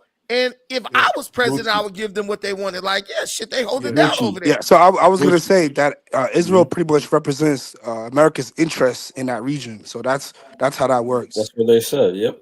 And guess what? So if you turn on them and you lose them as an ally, who do you have over there to keep that shit under calm? Nobody. But I think a lot of people who are America first, they don't want to see the Israel lobbyist groups, pretty much dictating within our government, within our politicians.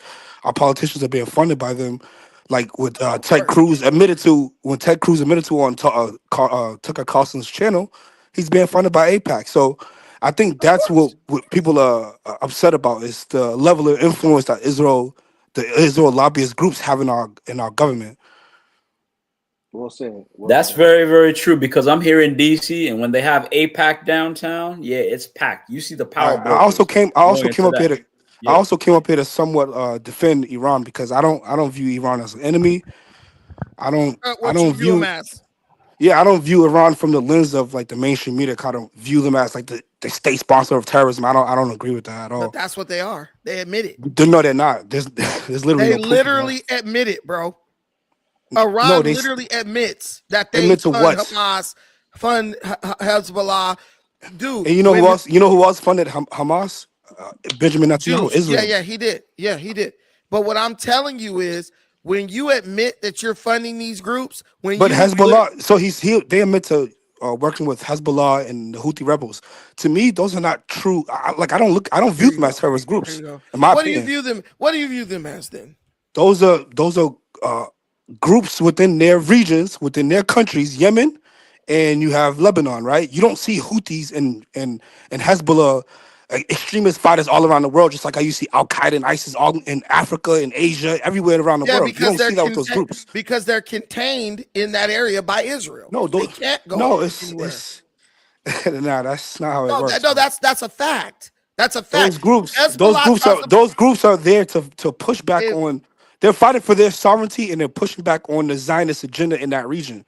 That's the only reason why they exist. They're not fighting for their sovereignty. Lebanon has sovereignty, bro. No, Lebanon controls those groups within their borders.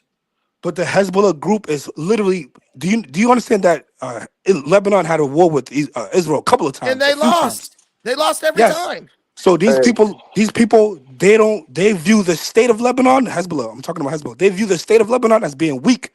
So those Hezbollah fighters are representing the interests of Muslims in that region, right? And they aligned with the Palestinian cause. That's the whole gist of everything. My thing is that my part is that I don't want our country to be involved in the Middle East and to be fighting Israel's wars. Listen, man, because we have nothing to do with this. The Middle East. We don't have nothing to do with Iran. Okay, you're a liar. Because of Israel, let me say this: you're a liar. But hold on, but because Israel's our ally, you're lying. Hold on, can I finish? But because Israel's our ally, the same ally that bombed USS Liberty, the same ally that spies on our people. Wait a minute. This is how much of a hypocrite and a liar you are.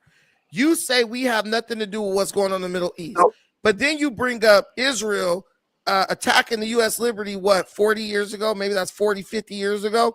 But you're telling us we don't have nothing to do with it when Iran gets up and chants death to America. Because the reason why, the reason why we're even in the Middle East is to defend Israel. You hold on. I am the host. You hold on. I'm going to give you a chance to respond to me holding you accountable for your lies. Okay. Iran says they get up and before they take their first sip of coffee, they scream death to America. Okay. They're constantly There's a reason for that. They call America the big devil, all this stuff, right? There's a reason for that. Listen, bro, it's not about the reasons. It's only about the results. If America consistently has tried to do diplomacy with Iran, go do negotiations, they ain't fucking with it. That's cap. That's cap. Wait a minute. Let me finish. You're telling me that a country that chants death to America has nothing to do with America and we shouldn't go at them with Israel. Go ahead. Let me say something real quick. Wait. Listen, man. This is what we're not going to do. Respond to it? And it's going to take me like 2 minutes. I understand you guys all support. All you Americans living comfortably in America would never go to the Middle East. We know you guys pretend to support Iran. I'm gonna let you do it. Yeah, I'm gonna let you do it one at a time. You're not gonna gang up on me. Just go ahead. Yeah, I'm not. 2 minutes to respond. Go. Yeah, and to me, this conversation is not about who's right or wrong. I'm not trying to fight against you or anything. You're wrong. I'm right, but go ahead. That's you. I'm not a absolutist or a dogmatic in my approach. You know, Iran is about losing. sharing information. Iran is losing. But when you see Iran, go ahead. Okay, all right. So when you see Iran, right, this country is a very ancient people. They're not Arabs. They're Persian, and they have other ethnic groups in their Kurds. Let me finish. Hold on, because my audience doesn't know about this. Ayatollah Khomeini he's farce. You know that, right?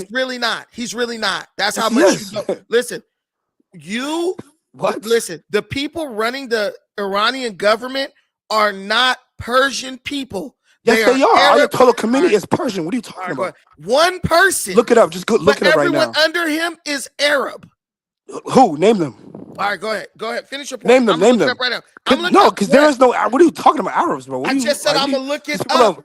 These people are Persian people. There's Arab ethnic groups there in that country, but they're Persian. They're Persians, and there's other ethnic groups there as well. There's Jewish people there too. There's a Jewish community there that lives there. Make your point while I look up the reason why I don't view Iran the same way that the mainstream media kind of projects this image of them being a state sponsor of terrorism, because when you look at the history of the United States and Iran's conflict, it started not in 1979, but in 1953, when the CIA and MI6 overthrew the democratically elected Prime Minister Mohammad Mossadegh in their country. That was in 1979. This was in 1953. What you're talking about, 1979, is the embassy. Mossadegh. The embassy hostage crisis. I mixed it up. Mossadegh. What's his name? Mossadegh. Yes, whatever. Mohammed Mossadegh. Yeah, look it up.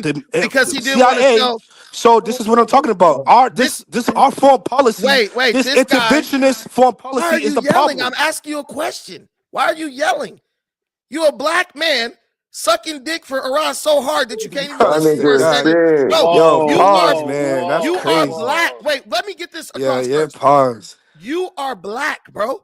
They don't give a shit about you. They would throw your ass off a building in a second. Just take it down that's not true. That's take not true. it down a notch, brother. I can give you some evidence on that as well. Listen, take it down. They would execute you in the street before no, you they got wouldn't. even. No, they wouldn't. No, they wouldn't. Yeah, they would. But I got evidence of that too. Historically racist. But let's. No, they're not. No, they're not. What are you talking about? How can you say that? Let's calm it down. Major slave owners, by the way. No, it was not. Now history is fake. History is fake now. Major slave owners where and when? Listen, bro. Where? Now, listen. These guys can I say one thing? Can I say one thing though? What slave trade did they operate in? Did they operate? Wouldn't that argument be the same for both sides? Though? I'm just asking for the right. Exactly. I was trying to ask a question for clarity.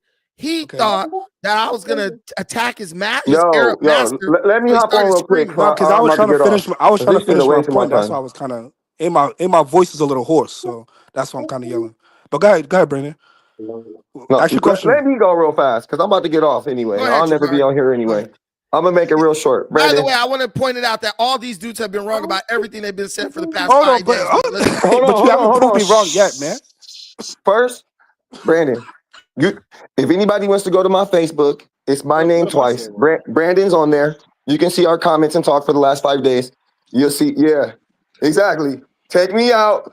Am I in the show? Take you out. You're in. I made it big so they can see your name. So they can I thought you took me out. All right. No, so go twice. Add me there. You can see. Okay. Dude, I'm not whack. Let me finish. We can have a regular conversation. So look, the thing comes down to this. Basically is this. My perspective is the same as what they've been saying. Iran has a reason to say death to America. And if you're a real nigga, Brandon, like we call the hood codes and all that, following hood codes, Iran has all the fades they want. They had their own hood meeting. They had their own thing cracking. We went over there because we wanted to get cheap oil and we installed a king. They kicked the king out.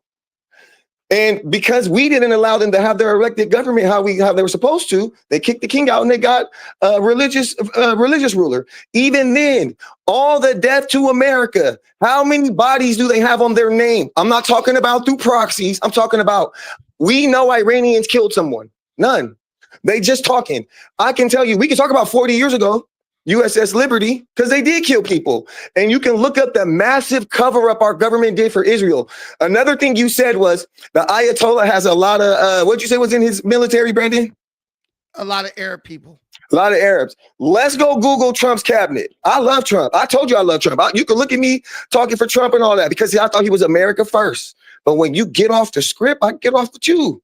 That's just how I am. Because I don't follow. Wait. Let me finish. I don't follow. Wait. Let me finish. I don't follow people. I want to address point by point because y'all like. Okay, so tell me his cabinet's not Jewish. Wait. How many Jews are in? Listen, man, slow down. Trump cabinet. Slow down. I'm asking the AI. Okay, but I want to go to the first thing, the first lie you told.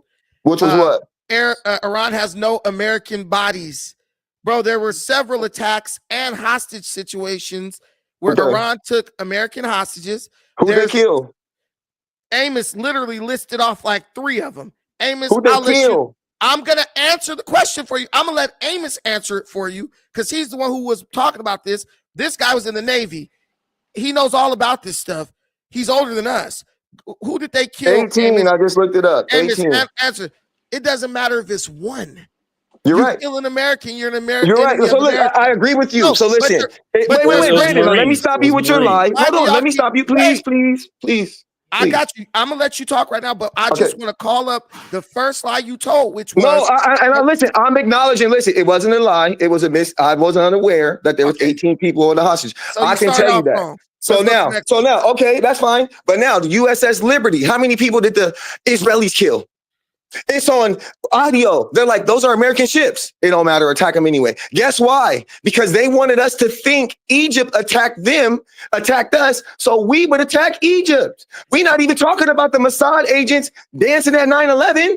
Okay. Like, bruh, listen, and like, hold on. And if you really want to take it really back to you, I will tell you that the Israeli Jews have compromised the United States government since the 1800s. Not only the United States government, the British government with the Balfour Doctrine. The only reason why there's even a Jewish state in the first place is because they had the British by the balls after the Battle of Waterloo, when they came back and they thought they lost, and they sold all their war bonds to the Rothschilds, and they bought them all up, and they said, if you want your country back, we got to sign this fucking deal, and you're going to let us get an establishment in Israel. We're going to in Palestine. And they said, this is how we're going to do it. Hold on, let me tell you. Hold on, I'm breaking it down for you. This is how we're going to do it. Wait a minute. Let me finish, minute, bro. No, let me finish. Just let me finish. Let me finish. Man, I have a show to run where people want to learn. You're trying to run off the dang shit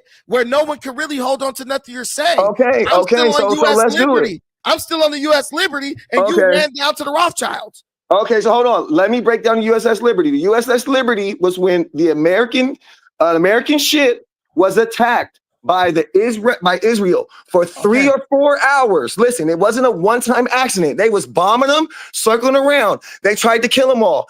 Afterwards, our government threw the guys in jail for speaking out and putting Israel in a bad light for what they did to us. Literally, you can look this shit up. It's a whole documentary about it, about how our government let our own men get attacked and killed, right? They call it an incident, but it was really an attack.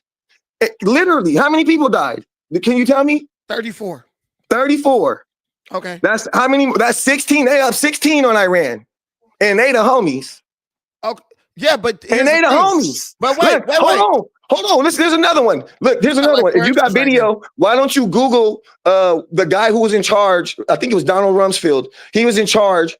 Or was it no, what was the guy's name who was the vice president? Dick Cheney. He said he had no power in his own building because Mossad was running it. They was going all the way to the top floor, talking to the head of whoever they wanted, whenever they wanted.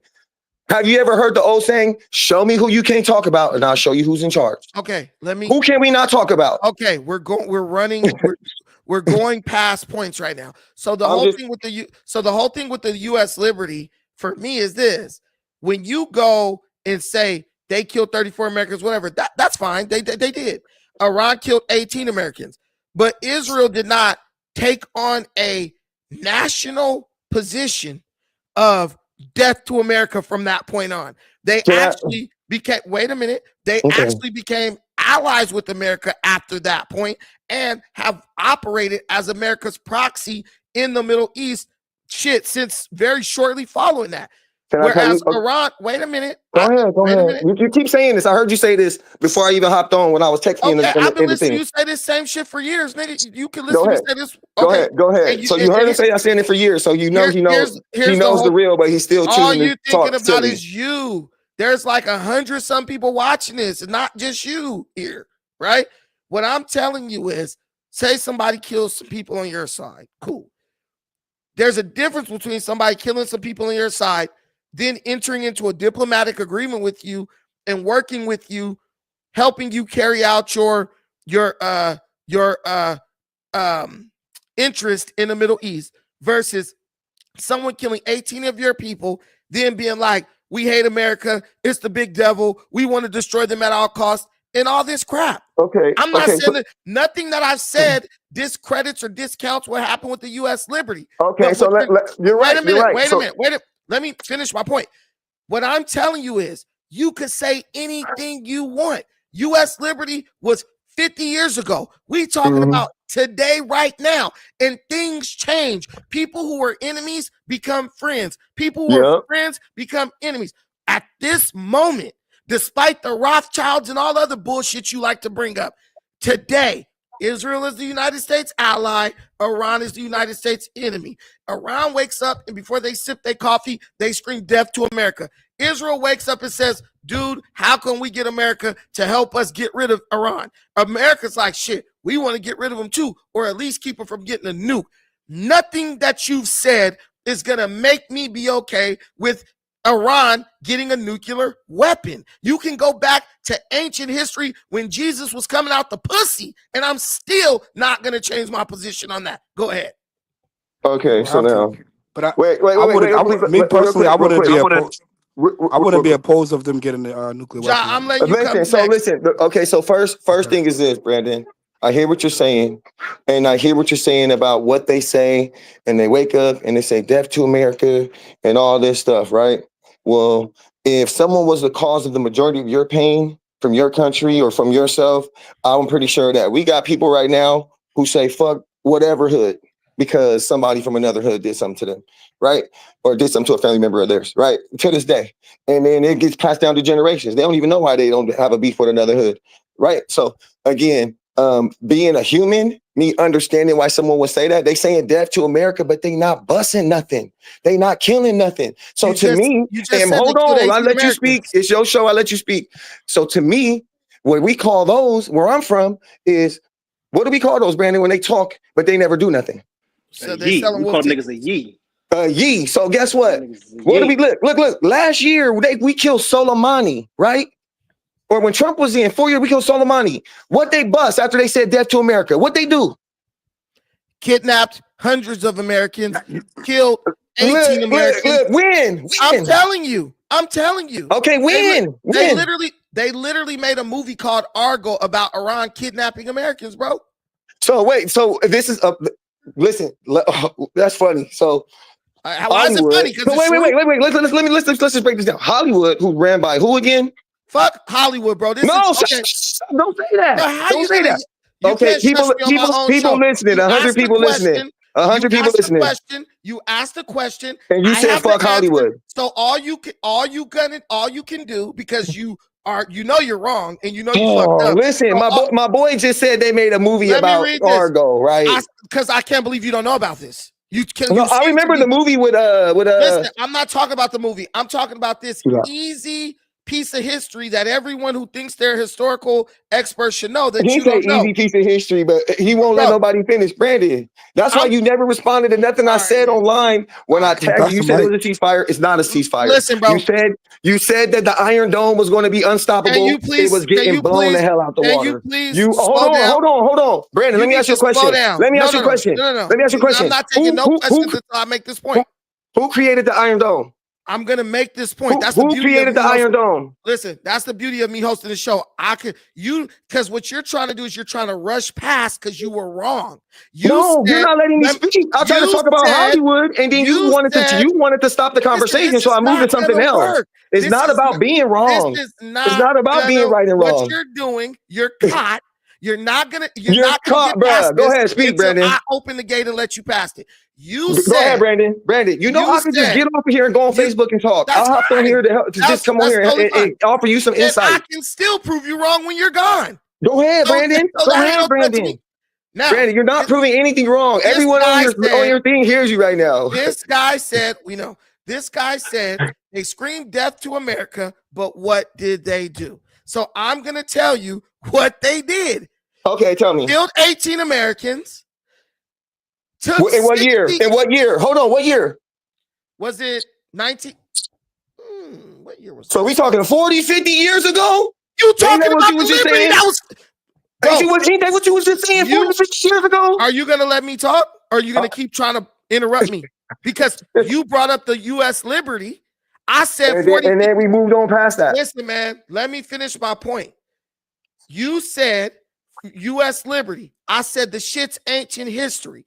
Then you brought up a point and said, well, they might say death to America, but they haven't done anything. Wait, say it correctly. I said they killed Soleimani last year or within the last 5 years, and Iran didn't do anything. And then you said we kidnapped 18 people 40 years ago. Yes, they did. That's how. So what they do? Because they made a movie Argo, right? Man, you don't want to have this conversation. Look, bro. Can y'all stop yelling, please? Stop yelling. You're gonna listen. Let me tell you this. You're gonna lose this debate. That's for sure gonna happen. So Argo came out in 2012. You got two choices. You can lose it while being respectful and letting me get my points off, or you can lose it by trying to interrupt me. It don't matter. You already cooked because you don't know what the hell you're talking about, because you just said Iran didn't do nothing after the death of Soleimani, even though they launched missiles at 2 American bases after that. And the death of Soleimani was the result of Iran attacking a U.S. embassy in Iraq. So they didn't kill Soleimani for nothing. He plotted an attack on a U.S. embassy. In retaliation, Trump bombed his ass and killed his ass. In retaliation to that, Iran launched missiles at 2 American bases, didn't hit nobody. The shit was trash. And then Iran shot down their own airplane because they thought it was an American missile being launched at them. And then they both ceasefire. They stopped fighting. I'm still going back to my point of the fact that they killed 18 Americans. They also took 66 Americans hostage.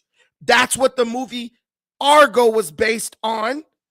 So Iran has not only screamed death to America, they have also carried out several attacks on Americans internationally, and they have carried out several attacks via Iranian proxies. Brandon. Israel hasn't done none of that. So you could talk about that attack all you want of the U.S. liberty, but since then, Israel's been cool with America, ain't killed no Americans, ain't started no funk.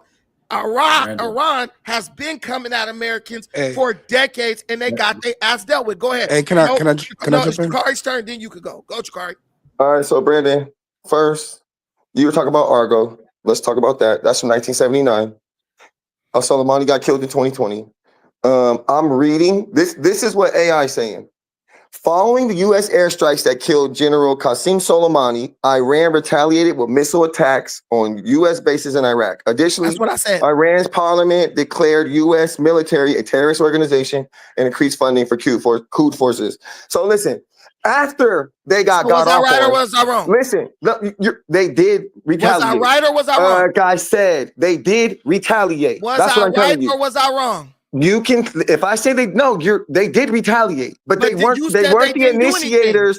They were not the initiators. You said they didn't do anything. Okay, they did something. So I was right.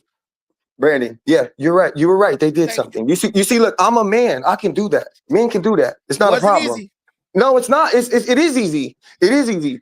It's very easy. It's just being a man. So again, like I said, everything they did was in retaliation. They've never jumped first. Even now, with all this stuff happening, even with all the things happening, they're not attacking America. They're not going after the American embassy.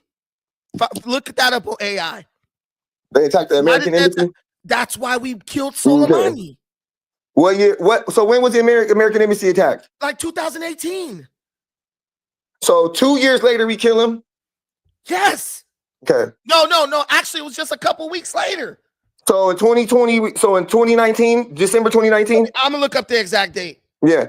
Because what it comes down to is this, of course, America's going to have beef with people when you're out here doing shit. That's just what it is. It's just like being a bully. Niggas ain't going to like you when you're doing bully shit. And then on top of it, you keep saying this, but you have it backwards. You keep saying that Israel is our proxy. It's the other way around. Brandon, I would suggest you study the Jewish religion and see what they think of people who are not Jews in general. See what your use is to them. See what they call you. Listen, hold on. Let me finish. If you're not Jewish, period, you can be lied to. You can be manipulated. You can be tricked. They encourage it. So to be a frenemy of someone is very much a Jewish move because they're not hand-to-hand fighters. They're not. They're going to beat you. They're going to manipulate you. Bibi is live on TV. You can pull these up, talking about how he has to manipulate the American government, how he has them in their back pocket, how they'll do whatever he says. So you can say all that shit, but then I didn't see Trump pull the chair out for him. I didn't see Sheldon Adelson drop big bread on them. Like you said, if you don't get money, you talk about the Jews, you don't get money. Why should that matter in America? When American money should be running the shit, because it tells you everything you need to know right there. You talked about Muslims owning slaves, Jews own slaves, but it's not big in the news like that. As a matter of fact, every person is considered a slave to them. How do you think they can rape kids under 9 as long as they're not Jews? They can lie to you. They can mistreat. All the shit they do. They run the same playbook. Oh, these guys are dangerous. Saddam dangerous. Gaddafi dangerous. Gaddafi went on TV, was like, look, they told me to get rid of my nukes. I got rid of my nukes. They still want me dead. All you Muslim countries Brandon, come fight help back, me. man. He's cooking you, man. Fight back. He said, look, all these Muslim countries. He's not cooking me. He's arguing things that we weren't even talking about. And what I'm trying to get him to understand is what I'm trying to get you to understand is I like Trump. I like Trump. You can't understand anything because you're dishonest. I'm dishonest. We're still talking. Listen, bro, you can go to Africa. Nigga, I'm still at the part where you're lying, talking about Iran never attacked the U.S. base in Iraq. Did I say that, or did I say give me a date? Stop it. Stop it. I ain't no jumper person. I don't have a problem. Look, I just told you give me a date. I didn't say if it was right or wrong. I said give me a date. December 29. Give me a date. Give me something to look up. You never did. You're bringing up. I was getting a date.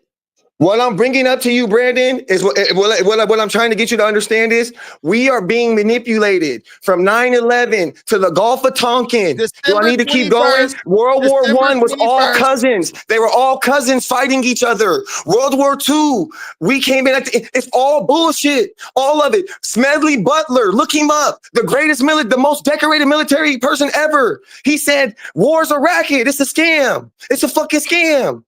That's it. We you know why we overthrew Iran? Because we got off the gold standard and we had no money and they were about to take money from other countries' oil and we had to back the petrodollar because that's our gold. So we had to overthrow them. They was Democrat. They was a democratically democracy. That's what we want. But we overthrew them and installed a king. That don't make no sense. If we're bringing democracy, we brought monarchy. Why? Because we wanted money. Because we needed petrodollars. That was America hegemony. But everything outside of that is in the name of the Jews. Why do you think General Wesley Clark said in 2001?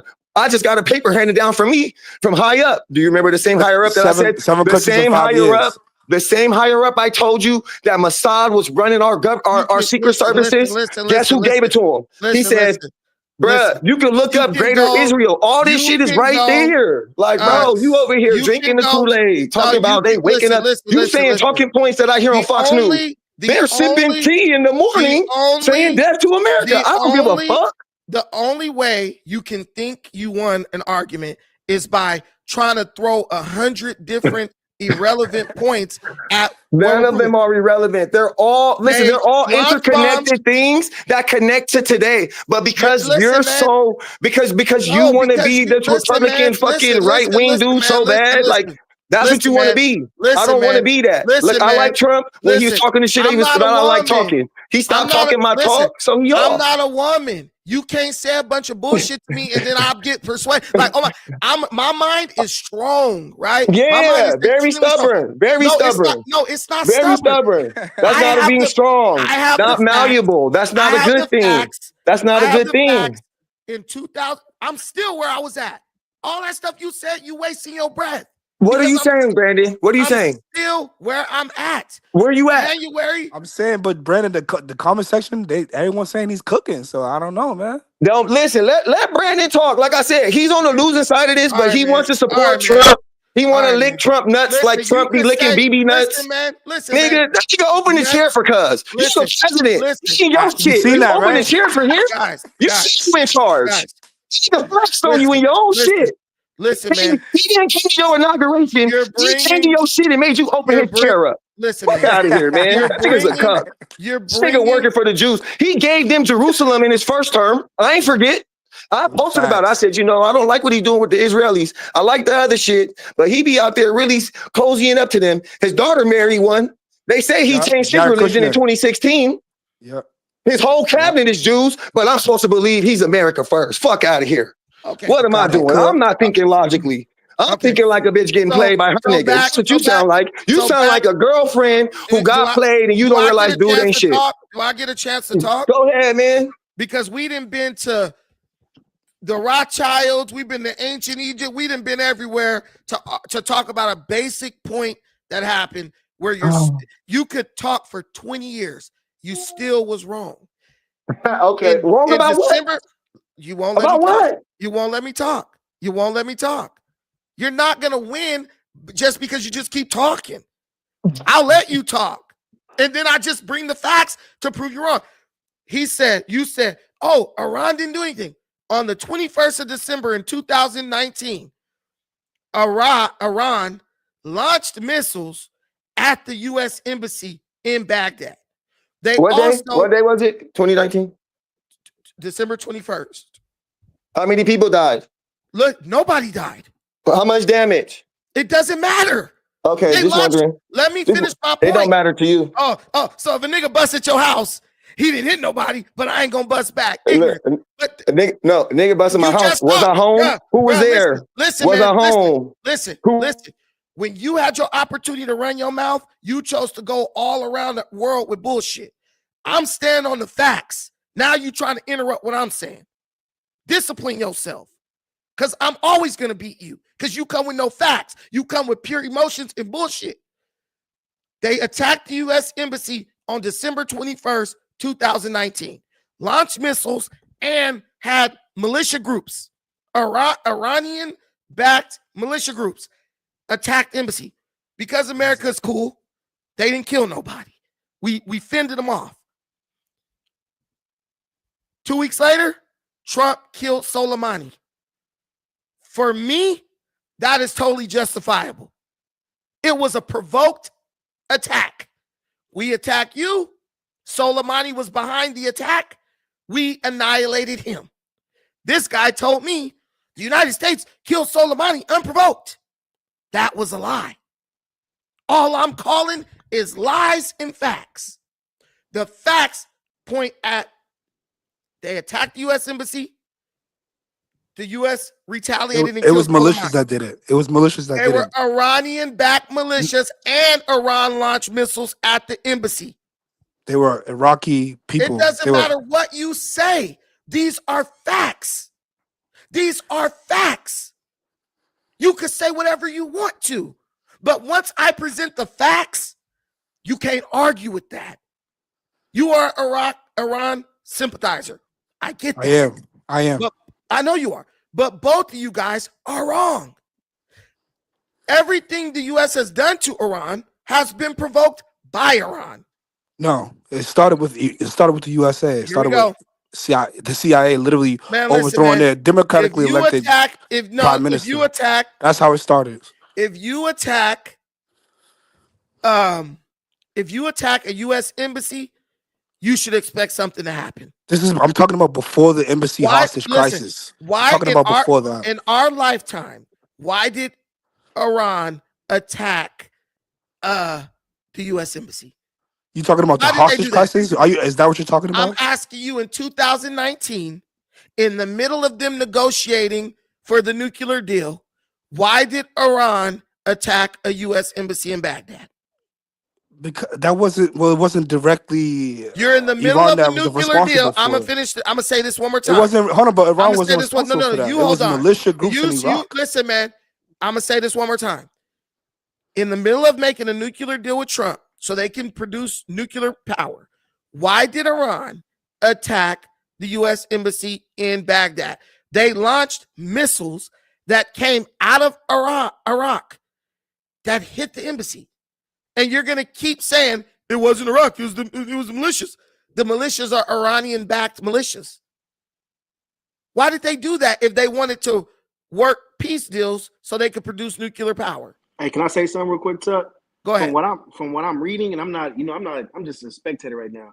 But from what I'm reading, it was never confirmed that it was a Iranian backed. It was basically insinuated that it was, but they said they didn't know. They said it was a militia groups. Yes, they call them PMFs, Popular Mobilization Forces. They said PMFs, and that's what they're saying. From what I'm just going by what I'm reading. I'm not, hey, y'all both thinking. It's totally fine. Soleimani led the attacks, bro. He's the one who orchestrated it, planned it, all that. The thing is, we act like America doesn't have intelligence. Someone denying something doesn't mean that they didn't do it. Of course, they'll deny it because they don't want to be held responsible. But look, this is my point though. The same intelligence said that Iraq had weapons of mass destruction. Say, It did. Yeah. American intelligence is not the best. They also because said we would say whatever we want. Viet Cong attacked the Gulf of Tonkin. When they're the only people in the region screaming death to America before they sip their morning coffee. But they have a reason for it. They have a reason for why they're saying that. Syrians are too. And even though they're saying it, they're not doing anything about it. These militias are funded by Iran. They're funded by Iran. So that's the point of terrorism. There's no proof of that. All right, so Brandon, now watch how I take Brandon lunch right now. Brandon, okay, look up how Mossad started. Half of the people, half of the terrorist organizations they're fighting, Mossad started them. The Israelis, they funded them. And They definitely funded Hamas. I never said they didn't to fund them. So get out of here with that bullshit, bro. They created the enemy so they can attack them. They create the enemy. We created Al Qaeda. You think we created the terrorists? Hey, prior to 1992, you ain't even know what a terrorist was. Then they started coming on movies. Denzel Washington played in the movie, and then you knew what terrorist was. It makes sense because I was 6 years old. You watch a lot of movies. If I'm 6 years old, why would I know what a terrorist is? In 1992, you were 6 years old? Yes. Well, you were 6 too, nigga. Yeah, me old as hell. So I'm telling you guys, you could say whatever you want. The facts remain what they are. Hey, so is it a fact? Is it a fact that Mossad created some terrorist cells? Yes or no? Is that a fact? That's a fact. Oh, that's a fact. You don't know what they did, or is it a fact they did? It's a fact that they did. But another fact is that I like that. See, that's what I like. Iran hates America. They fund terrorists. That's a fact. They kidnapped Americans. They attacked that embassy, and now America is putting belt to ass. Oh, wait, I want to speak on the embassy crisis. Hold on. I want to speak on it. I want to speak on that embassy crisis, right? Because when the embassy crisis that happened in 1979, right? I don't know a lot of people know this, but there were black diplomats that were also there. The Ayatollah at the time, the previous Ayatollah, ordered the release of all black. All of the black diplomats and all of the women. He released them because he said that they were oppressed. John, we talked about that earlier. They released the African Americans. Okay, I didn't hear you. But who cares? What do you mean? I care, man. That's my people, and they released your them. people are Iranians. So I respect it. You kissing their asshole. What? Iran is good. Well, y'all LA niggas is weird, man. Y'all LA niggas is weird as fuck. Why don't you move over there if you love Iran? But you're really like swinging on the nuts of like Jewish people. And you're swinging on the nuts of Iranian people. No, I respect them because they show respect to my people. They don't respect you. They listen. They released black diplomats, so I respect them for that. Listen, man, they're aligned with the Nation of Islam, so I respect them for that. If they respected you, they wouldn't have took you hostage in the first place. The students, literally the students took the embassy hostage, and the Ayatollah community commanded them to release the black diplomats. All right, make your last point, man, because this is pointless. All right, so my point is that when I see Iran, I don't view Iran again like what the Western propaganda tries to view them, right? Huh? You think Iran should get nuclear weapons? Oh, hell yeah. Listen. Iran is not a warlike country. Iran hasn't invaded. Listen, Iran hasn't invaded or attacked a country in over 250 years. If you look it up, in modern era, they have never invaded or attacked another country. In modern era, on top of that, because Israel been assassinating their scientists, assassinating their commanders and generals for years, bro. This is not new. They never attacked a country. In 250 years, they just unprovoked. No, I'm saying they haven't initiated it. They never initiated an attack. Israel initiated an attack on Iran. They just carried out a terrorist attacks with their proxy on October 7th of last year. What are you talking about? Iran had nothing to. That's Hamas. Hamas is doing. So Iran has nothing to do with Hamas. No. Because if you're gonna say, Iran is funding, if you're gonna say Iran is funding Hamas, then you can also say Benjamin Netanyahu and the Jewish lobby were also funding Hamas as well. In the early stages of Hamas, they funded them. So they both funded that point right there. Hey, so they're both funding Hamas. So let me just finish this point, right? When you look at the history of the conflict between the U.S. Are you a Muslim? No, I'm not. I'm a Pan-Africanist. Are you a Shia Muslim? No, but I respect them. No, I'm not. You sound like a Pan-Arabist. Nah, that was Iranians are not even Arabs. So, but anyways, the history of You said a pan-Arabism. Like, what are you talking about? But no, I'm not.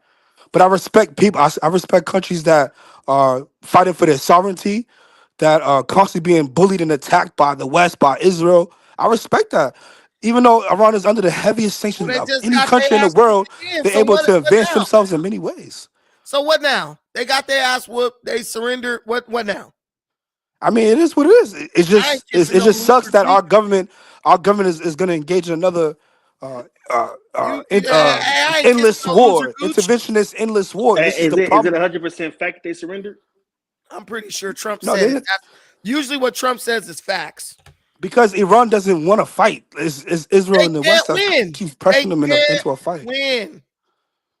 But anyway, so when you look at the history of the conflict between the U.S. and Iran, it starts at 1953. You have to go back to that, to when the United States we know that happened. We know that established a coup in their country. So that's what I'm saying. This is what created the Ayatollah in the first place. So when our country is going around, our foreign policy is going around intervening in other countries' business and in their affairs, this is what creates these side effects of Ayatollahs and terrorists and ISIS and stuff like that. What the United States did.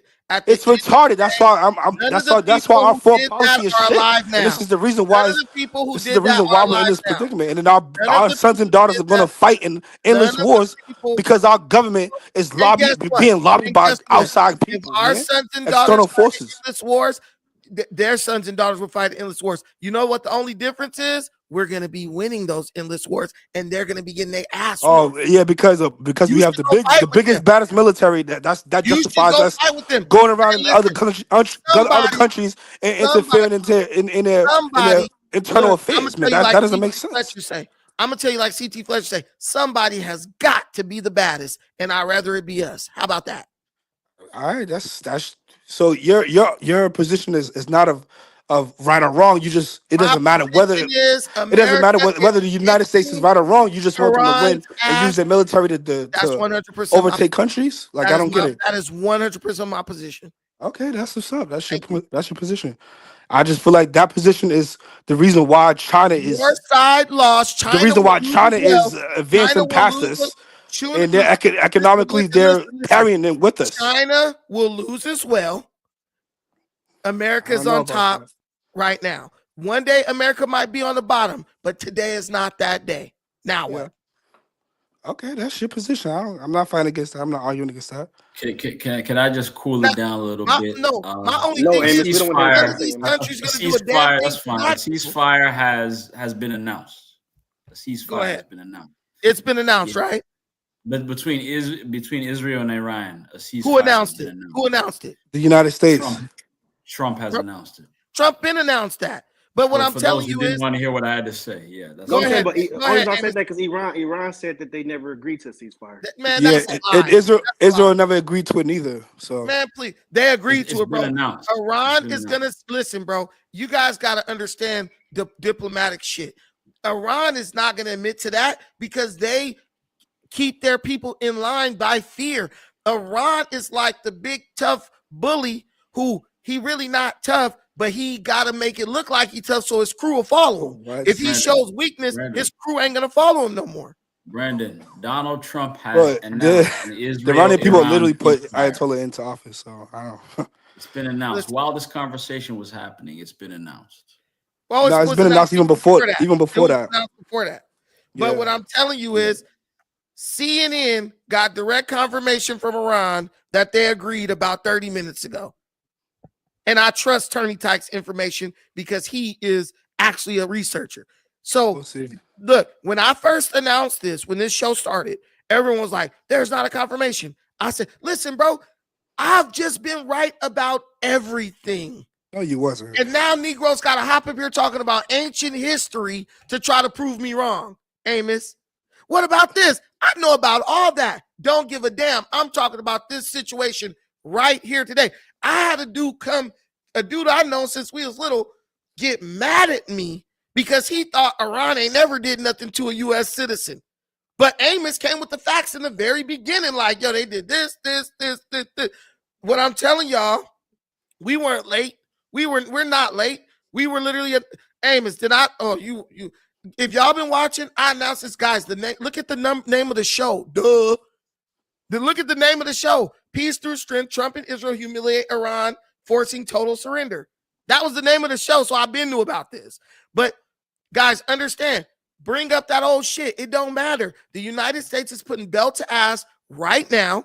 You niggas are mad. I don't even know why. Like, Iran ain't doing shit for you. They don't care. They probably throw your ass off the top of a building. I'm about to watch. When I'm done with this, I'm about to watch a video about a dude who's living in Iran right now. He's black, talking about how bad they treat him.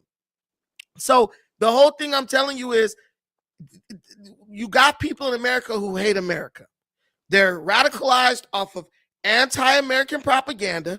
They live in the past, unable to move forward. That's really not what it is. They're going to bring up the Rothschilds in 1953 and all that shit. Listen, bro, none of us were born back then. We can only deal with what's going on. It doesn't matter when you want to. If you want to understand what's happening today, you have to look at history. I know what happened in history.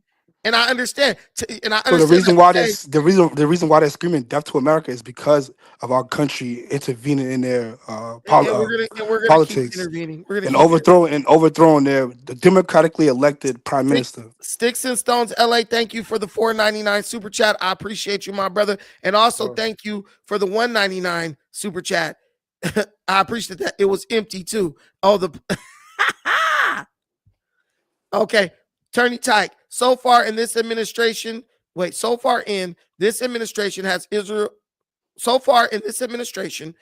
Israel got more for them than Americans?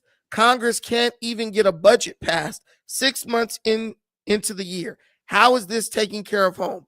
With what I would say to that is, but listen, you can't blame Trump if you got Democrats in Congress who refuse to work with him.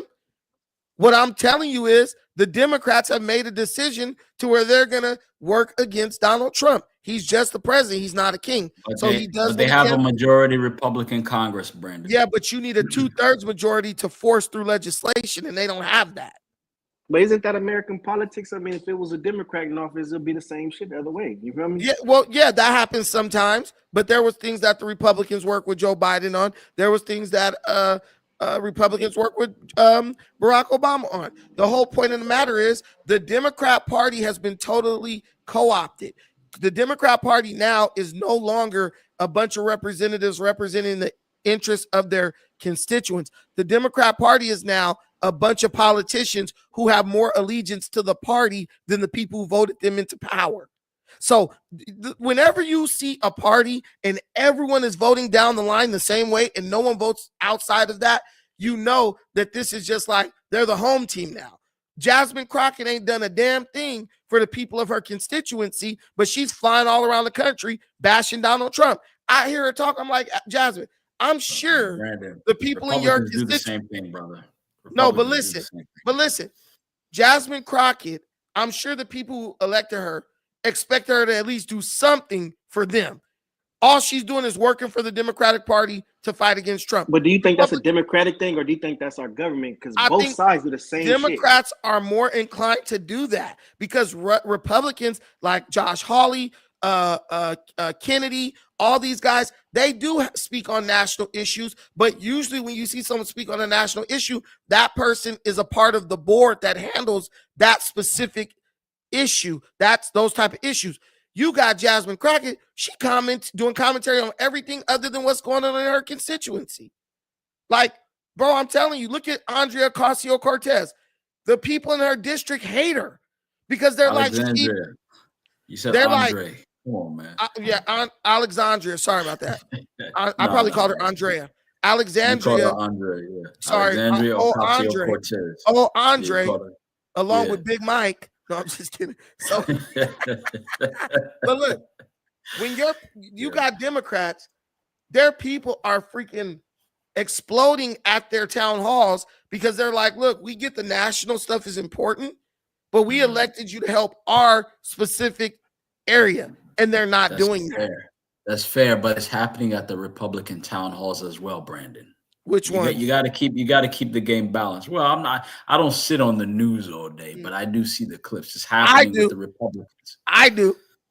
Because they're attacking the Republicans because of, what's happening here in Washington, where I live. But overall, the approval rate of the Republicans is way higher than the approval rate of the Democrats. Okay, I can't argue that. I don't have and what I've noticed over the past decade, when it comes to issues, you see a lot of Republicans breaking with the party on different issues, like when they got McCarthy's ass up out of there. You don't see any Democrats breaking with the party on issues. It's like, this is what we're doing. Everybody just agrees to it. That's what's hurting their party. The people who vote for them don't feel. But hey, let me ask you a question, Tuck. You know, I'm not here to I'm not, you know, I don't have a dog in any fight, but isn't that kind of what Trump wants? Isn't that what he's speaking for? Isn't that kind of, even didn't he put he signed an executive order that he wants everybody to be on his page? Isn't that what anybody wants? Yes. So is it wrong for the Democratic Party to do that if they're all saying, hey, this is the issue and we're all going to ride for it? But Trump wants the same thing. I mean, ideally, that's what you would think they want, right? Trump wants that, but he'll never get it because Republicans will break with Trump if Trump does something that we feel goes against our values. Now, there were many MAGA who were mad at Trump for going into Iran, right? I supported it. Many MAGA hated it. But guess what? How quick did MAGA come out to criticize Trump when he did it? Immediately. If this was Biden, the Democrats would have found 1,000 ways to try to rationalize it. Like when Biden said he was going to defund the police and then didn't do it. What black folks do? Did they break with the party and say, fuck that, we're not supporting that? No. They said, well, at least he gave us Juneteenth. Republicans don't do that. If we don't agree, we don't agree. And if we got the power to get your ass out, we'll do it or we'll vote against you. Democrats literally just get hold by Democrat Party and just go along with it. Literally, and let me tell you, if you have intelligence, right? And I'm not speaking to you, KP.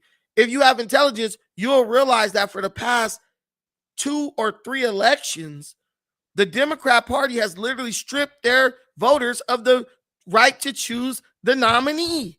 They literally just stripped it from them. They sabotaged Bernie against Hillary. They admitted that, by the way. Did they not, Amos?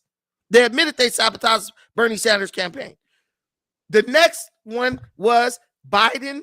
Versus who was the other person that they really wanted? Bernie. Was it Biden and Bernie? Bernie again. Mm-hmm. They literally sabotaged Bernie again.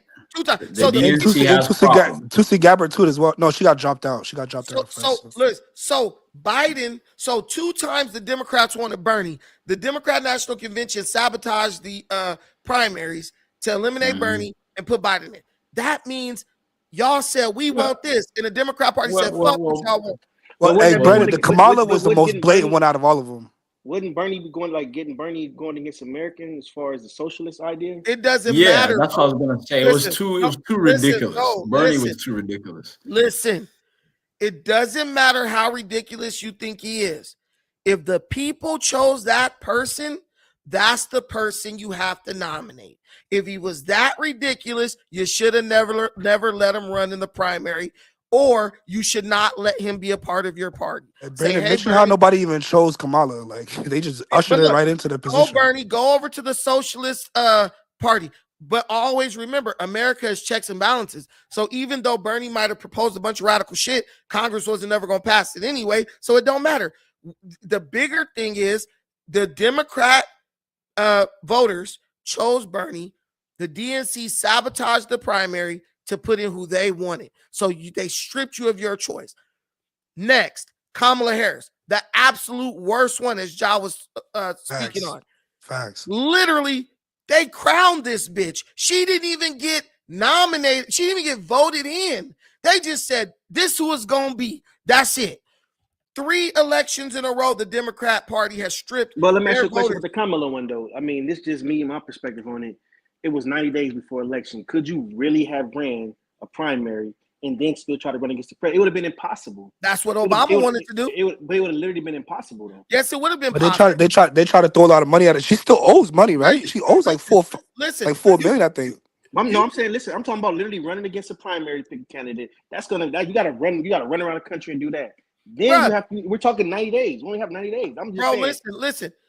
I watched Trump hit 3 or 4 states in one day. If they could have ran a primary in a week or less, they could hit all those states. Hey, I'm going to go run and do a rally over here. They're going to vote an emergency. They do it all the time. We're going to do an emergency vote. They're going to come out and speak to a group of people in the state. Hey, vote for me. And then they run, a little small primary. They could have done it. That's what Obama wanted to do. That's what many Democrat politicians said they should have done.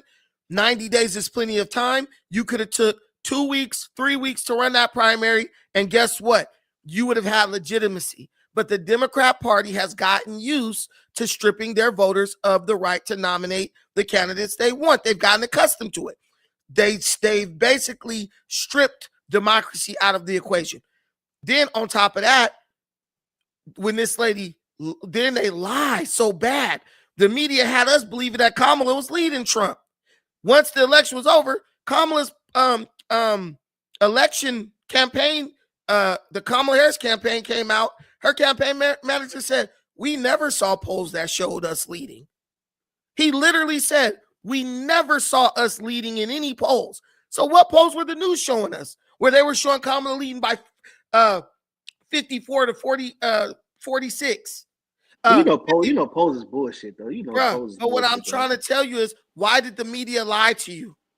Why the media lies to us all the time, Chuck? They I don't get always that. lie to us. But what I'm telling you is that's why I come to your channel, because I know you're not going to lie to me. They didn't lie. They didn't lie for Trump. They lied against Trump. They lied for Kamala. And what I'm saying about Donald Trump is proof that when it comes to, and I'm not saying either party is honest at all. What I'm saying is the Republican Party is a little bit more honest than the Democrat Party, because the Republican Party didn't want Trump as their nominee. They didn't want him. But when Trump ran in those primaries and was beating everybody else by 40 and 50 points, they said, shit, this is what the people want. So they nominated him. And look how that worked out. Look how that worked out. They gave the people what they wanted and won in a landslide. Hey, KP and Dr. Amos, you guys are there? They're there. No, I was gonna ask them, do they subscribe to either party or nah? Or they just like independent? I subscribe to the gangster party, man. That's it. What about you, Dr. Amos?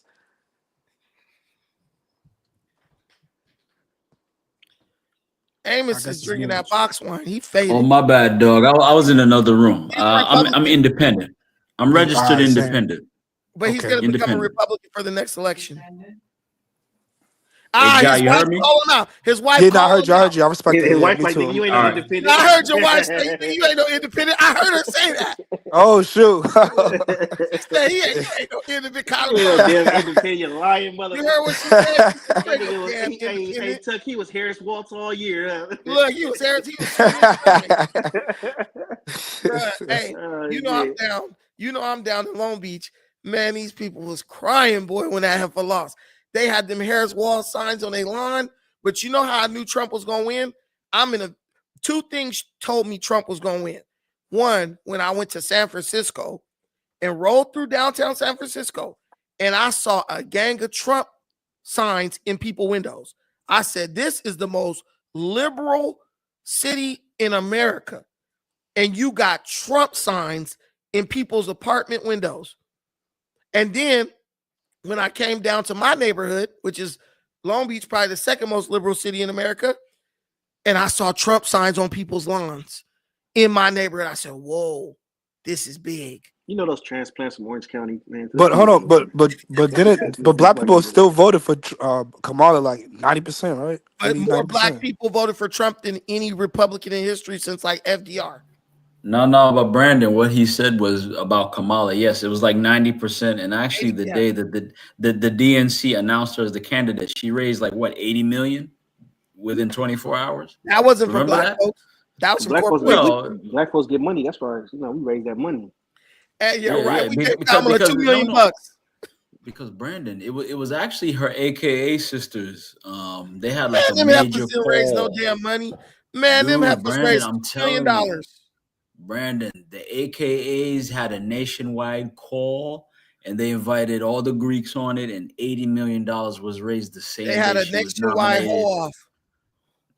No comment. Let's not disrespect the AKs. Let's not disrespect the sisters. Listen, man, I hate the AKs. Let's not disrespect our sisters. I hate them. I hate them. We gotta blow up our sisters. Some good women came out of here. Some good women. No. They disrespect us every day. Every day. Very good women. It's some very good women coming out of there. I'm sure there are. But they voted for Kamala, so I gotta question their goodness. I mean, a lot of our black female politicians are deltas and AKAs. You know, a good woman is going to stand up for what's right. A good woman don't say, "Oh, the white man and his party say, I need to support this and that, so I'm gonna support it." So, listen. What does the Bible say? Jesus said, "Why do you call me good? Only God is good." Right? Ain't nobody good. When these women out here supporting child genital mutilation, supporting abortions, they not good. They're demons with stiff wigs. Ain't no wrong with no abortion. I'm not saying nothing.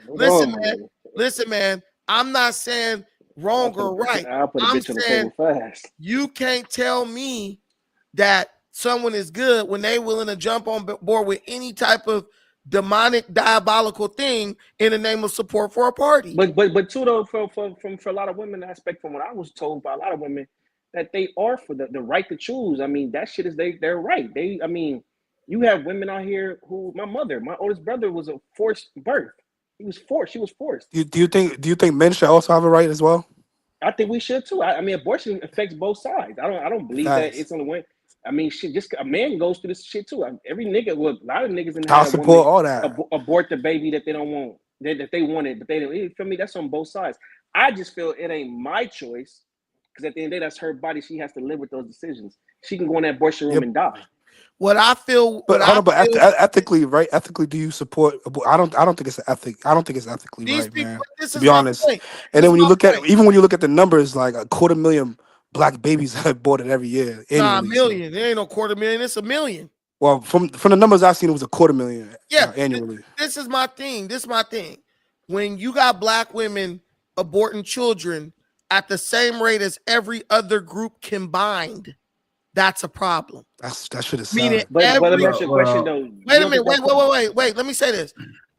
Every other group combined, black women are aborting as many babies as every other group combined. That tells you that this is a psyop. That tells you that there is a orchestrated agenda to get our women aborting babies. On top of that, when you got these heifers, when you got Planned Parenthood, when you got these heifers pretending. Look who started that. Margaret Sanger was a racist. She was a solid racist. Listen, when you getting women, you paying women to get abortions and stuff like that. They're doing that in some states. Let me tell you on top of this. Then you got these heifers pretend like they care about women and children in Gaza Strip. You don't even care about your own damn womb, but you care about some kid that you ain't never met who will spit on you before he'll shake your hand. But let me ask you a question. Well, Brandon. Some of that. Hold on, Dr. Pepper. No, you got it. Yeah, I'm Dr. Pepper. Yeah. I love Amos a drunk. He old drunk. Old drunk ass Amos. Do you think the abortion is caused by other systemic issues too? I mean, we have a lot of shit that happens within the black community in America that causes these certain things to happen. I believe abortion happens because of irresponsible, reckless behavior by black people. And instead of men and women. No, I said black people. I didn't just blame the women. No, I agree 100%. And instead of correcting that, we choose to say, you know what, this unborn baby is going to pay the price. I feel like if you get over 3 abortions, you should go to jail. Because if it take that much, because you could just put on a condom or use birth control. There's so many. But hey, hold on, Tuck. Bitches get pregnant with IUDs and all that, so that shit ain't 100% nothing. You feel me? Bro, a lot of bitches I know ain't got pregnant. Bro, the rate of success of an IUD is very high, bro. That's less than like 0.1. My son is here, and my baby mama had an IUD. I get what you're saying, but the likelihood of those things being successful is extremely high, bro. Like my listen, I'm not gonna give a miracle. Yeah, that was a miracle, boy. Personal, but dude, I've known people use IUDs for years and never got pregnant. Also, there's many you could take pills, you could get the shot, there's so many methods. We should correct the birth control and put it for men, since we are the carriers of that. Well, you could do that too. I mean, I think that's the conversation that people should have. Or you could stop letting bust you down raw in back of the damn food for less. Like, there's a lot of ways we could get at it. What I'm saying Brandon, is, go ahead. No, I'm saying what we're dealing with. Well, Amos, you're a doctor, Amos. So let us know. Amos said, "Don't shit on food for less parking lot buzz downs." No, hold on, Brandon. Yeah. Amos is a doctor. Let's hear what the doctor got to say. Well, I'm not a medical doctor. I'm a PhD. Oh, nigga, Dr. Dre ass nigga. There you go. There you go.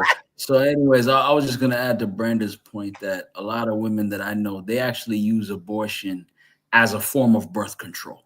Facts. So they don't require the dude to put on anything. They're just like, oh, if something happens, I'll just get an abortion. I'll just go around the corner to the clinic. You know what I mean? My cousin has 16 abortions, bro.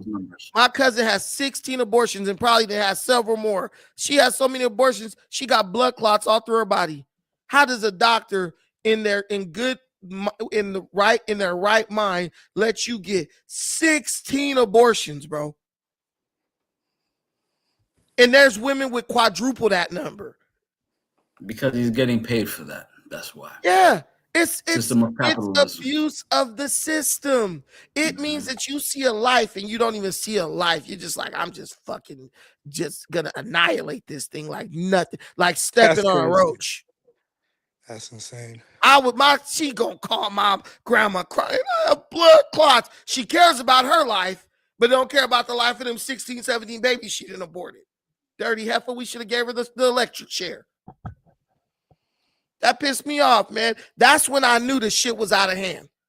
I said, this heifer then had 16, and she's had several more since then. I promise you that. Talking about she lost her baby going on a roller coaster at Magic Mountain. No, you went to the roller coaster at Planned Parenthood, heifer. But that's what I'm telling you. These women are literally like, let me get pregnant, spread disease like a rat, right? Let me spread disease because I'm letting everybody run up in me raw. Don't know who the baby daddy is. Oh, I'm just going to go abort it. Bro, that's a life, bro. I understand everybody has their rights and all that stuff. But Jesus, man, like, at what point do you just say, let me get my tubes tied? At what point? And I already got 3 and 4 kids. At what point do you say, like, let me get the shot? Let me get the IUD, the ring, the depot, all this mess they got. Let me use the diaphragm. Right? You love getting skeeted in. Diaphragm and catch that shit right up. You good. Let me make Pookie put on a condom. I just can't get down with it because I understand that even though they should have the right to choose, many of these women choose to just allow themselves to be used like cum dumpsters, and then the little unborn baby has to pay the price. I'm never going to get on board with that. And that shit's really happening. That ain't no extreme example. That's way more common than people think. If you get those numbers from Planned Parenthood, bro, that's how women one woman having 16 abortions is how you get 250,000 babies aborted every year. And it's 1 million. It ain't no 250,000. 1 million black babies getting aborted a year. Yeah, it makes sense when you got chicks getting 16 abortions. A woman could get like 2 or 3 abortions. A woman could get like 4 or 5 abortions in a year. Understand that. So, hey Brandon, do you think like what's causing it? Do you think the pop culture is sort of causing it? Like you see in like hip hop and things of that nature, where black women specifically are overly hypersexualized. Like you don't think the culture, like there needs to be some sort of a cultural renaissance within the black community, because this is a huge problem, I think. And then you see like the marriage rates are going really low. Like when are we gonna go? I think we need to go back to those sort of the culture that we had during the 1940s and 30s, and when our marriage rate surpassed that of even white people. It's not coming back. That was out of necessity. But like Zeb Bates said, it's all women. It's not just black women in America. No, modern feminism promotes it. But what I'm telling you is this is a fact. But you just said the stats. Go ahead. Mention the stats again, Brandon. Go ahead. Black women are aborting babies at the same rate of every other group combined. So just black women, the smallest of all the major groups in America,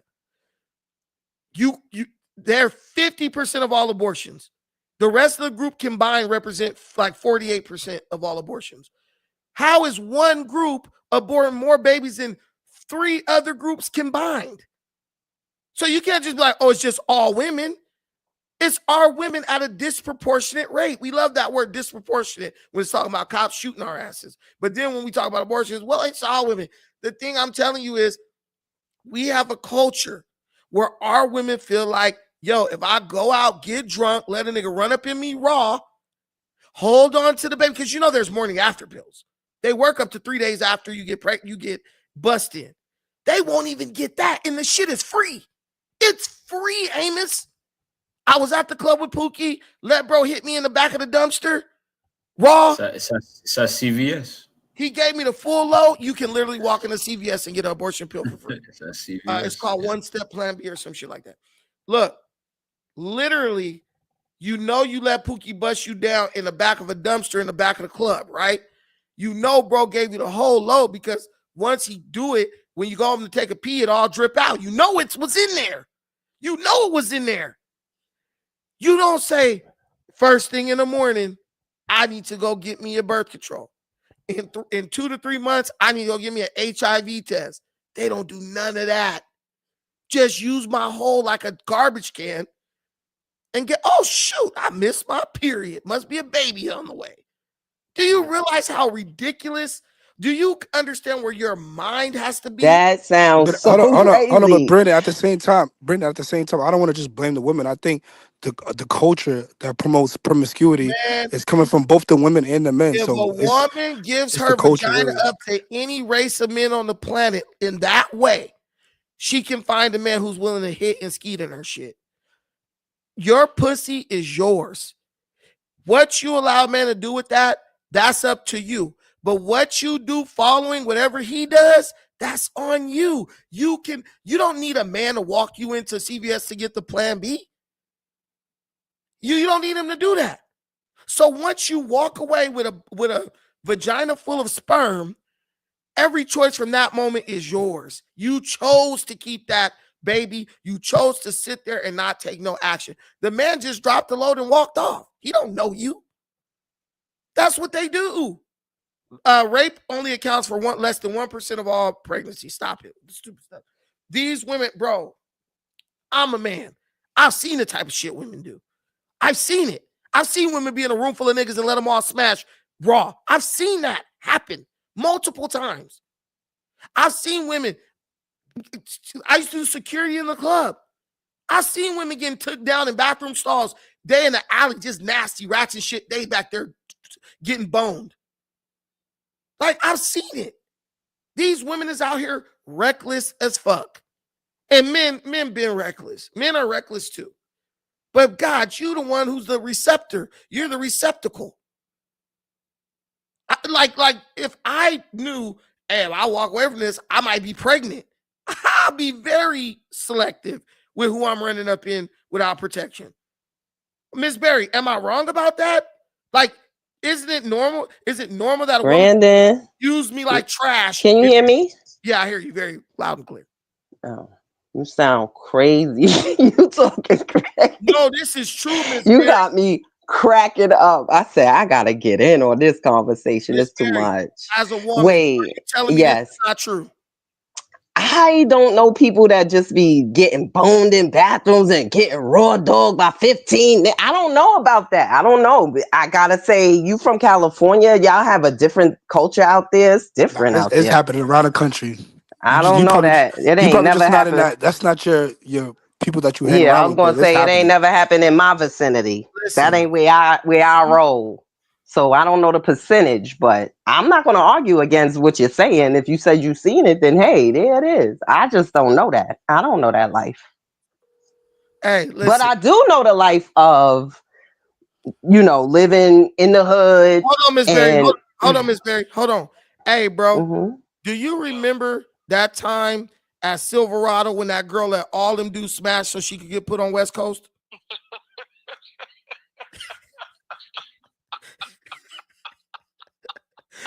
Bro, listen, do you remember that? What, man? Do you remember that shit?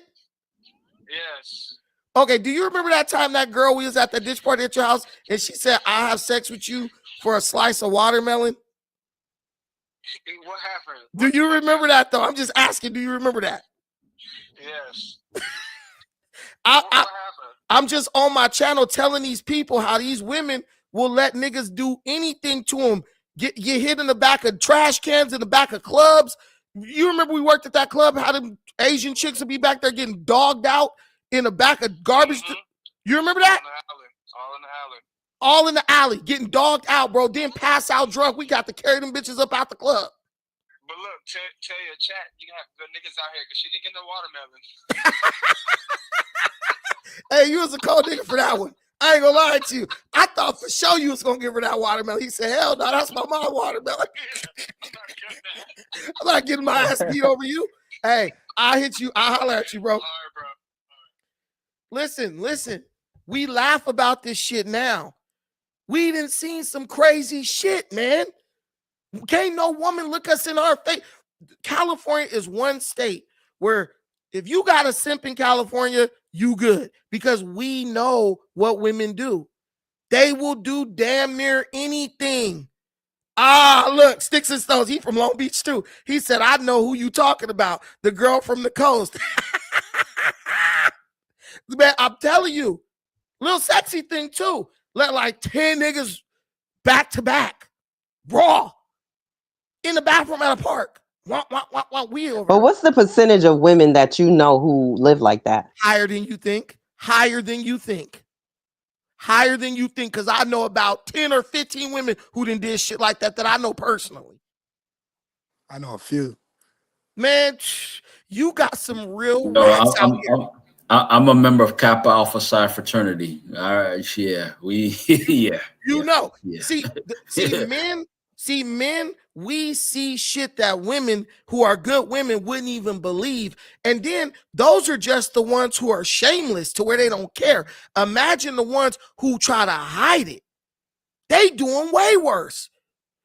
Man, my cousins, my sisters and shit, man, I kid you not. 3 different niggas pull up in one day. Oh, he taking me here to do this. I don't know if they did something with him, but I know they'd be dating multiple dudes at one time. You know, and the dudes all think, oh, she's all mine. Yeah, right, nigga. She just got dropped off. They keep them in rotation. Dude, she just got dropped off, went and hit the pussy with the whole bath in the sink and came out and jumped in the car with you. Like, that's just a very problematic culture within our community with females.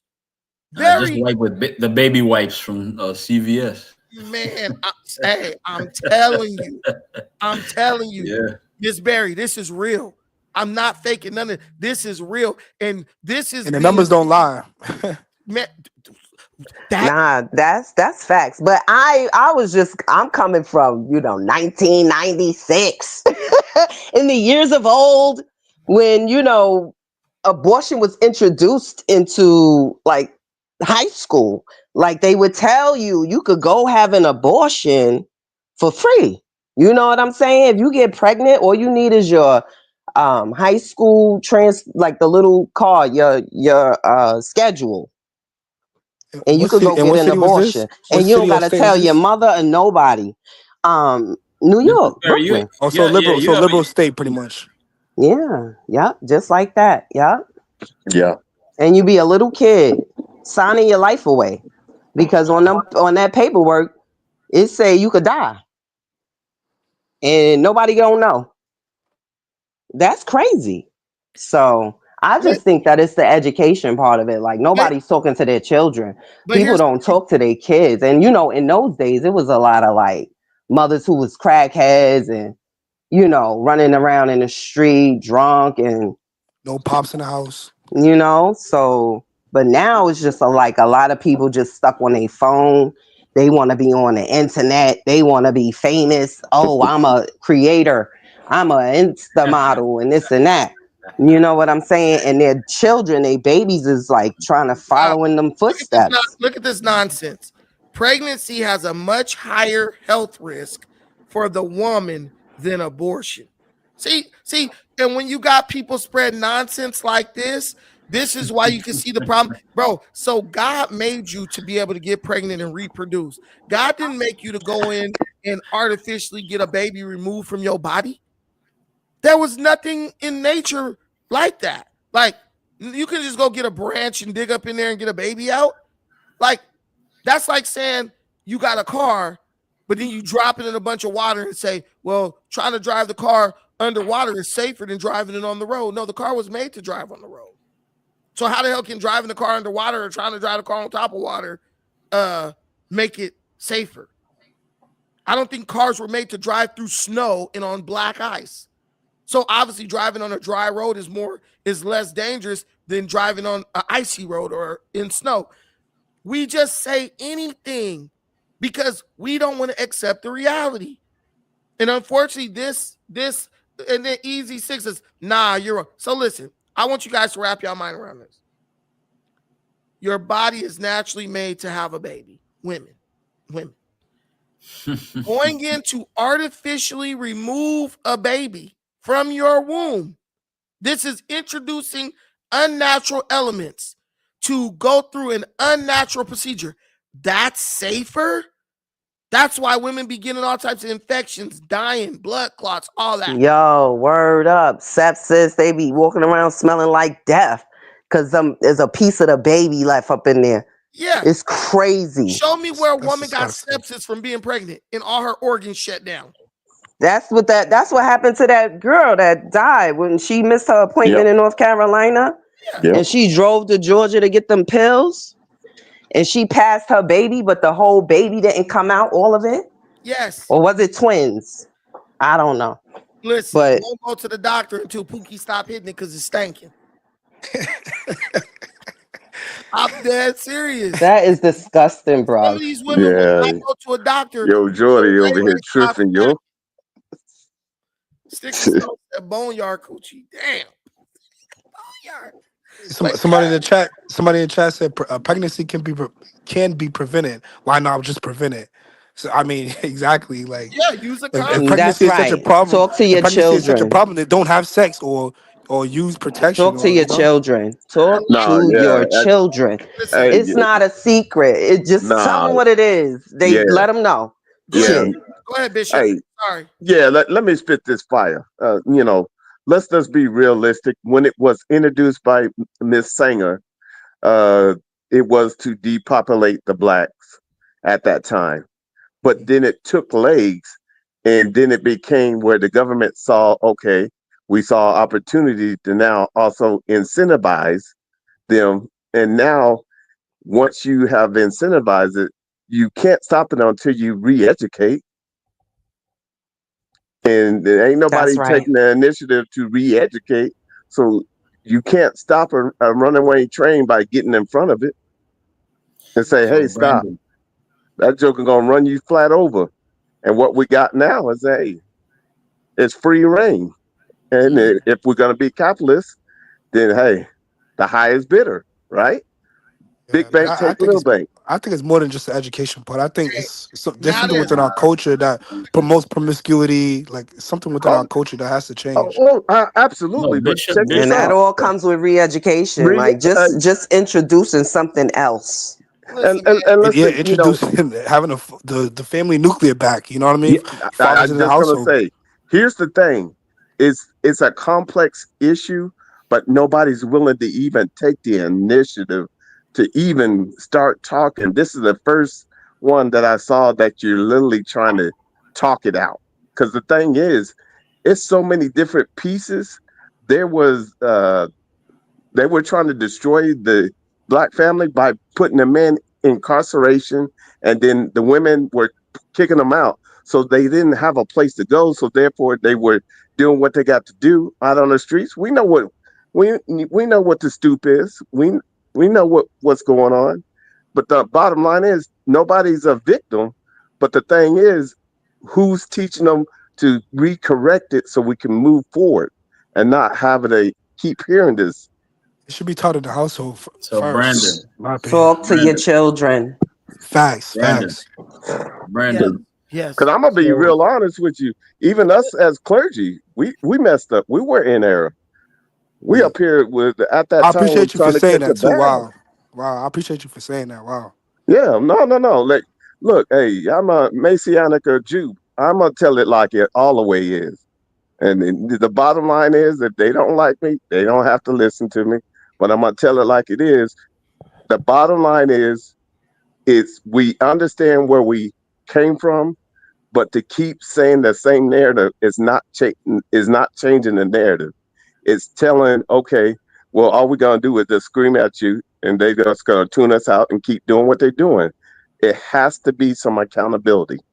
And understand, believe it or not, if you want to have any type of family, forget the color of the family, just family and indeed, then we got to re-educate. And we got to be accountable on both sides. So because understand, the time where we used to say, oh, you need to be abstinent. Okay. And Johnny Boy over there doing his thing, they keep talking about Jack and Jill. Ain't nothing went up that hill to fetch no pail of water. Well, let me just announce this. 56 minutes ago, Iran says it will halt attacks if Israel stops illegal aggression. So basically, they're saying they've been saying that for like a week now. No, they just said it again 56 minutes ago. That sounds like their the ceasefire thing we're talking about, just in their own words. But just be careful. Understand. Hold up. So it's up to Israel to stop bombing Iran, and they will stop. But I love this one. Can I say this before the subject changes? Go ahead. I want to say that Tariq Nasheed said that he was Dr. Francis. He said that he was Dr. Francis Cress Welsing's protege. And Dr. Francis Cress Welsing wrote in her book, The ISIS Papers, the formula to the Black family and how to establish it, how to, bake it and raise it and, bring it back together. She wrote it down. And he don't talk about that. So that's how I knew he was fraudulent. I just wanted to say that. Yeah, appreciate it. Big salute on that. Because that's real. Tariq Nasheed is full of shit. I am the associate producer of Hidden Colors 3. I submitted research to Hidden Colors 2. And I've worked with Tariq. Please don't quote him here ever. This is a Pan-African I know he's fugazi. I know it, and that's the reason why I brought him up. Because he got the ear to. Go ahead. What's up? Go ahead, Miss Berry.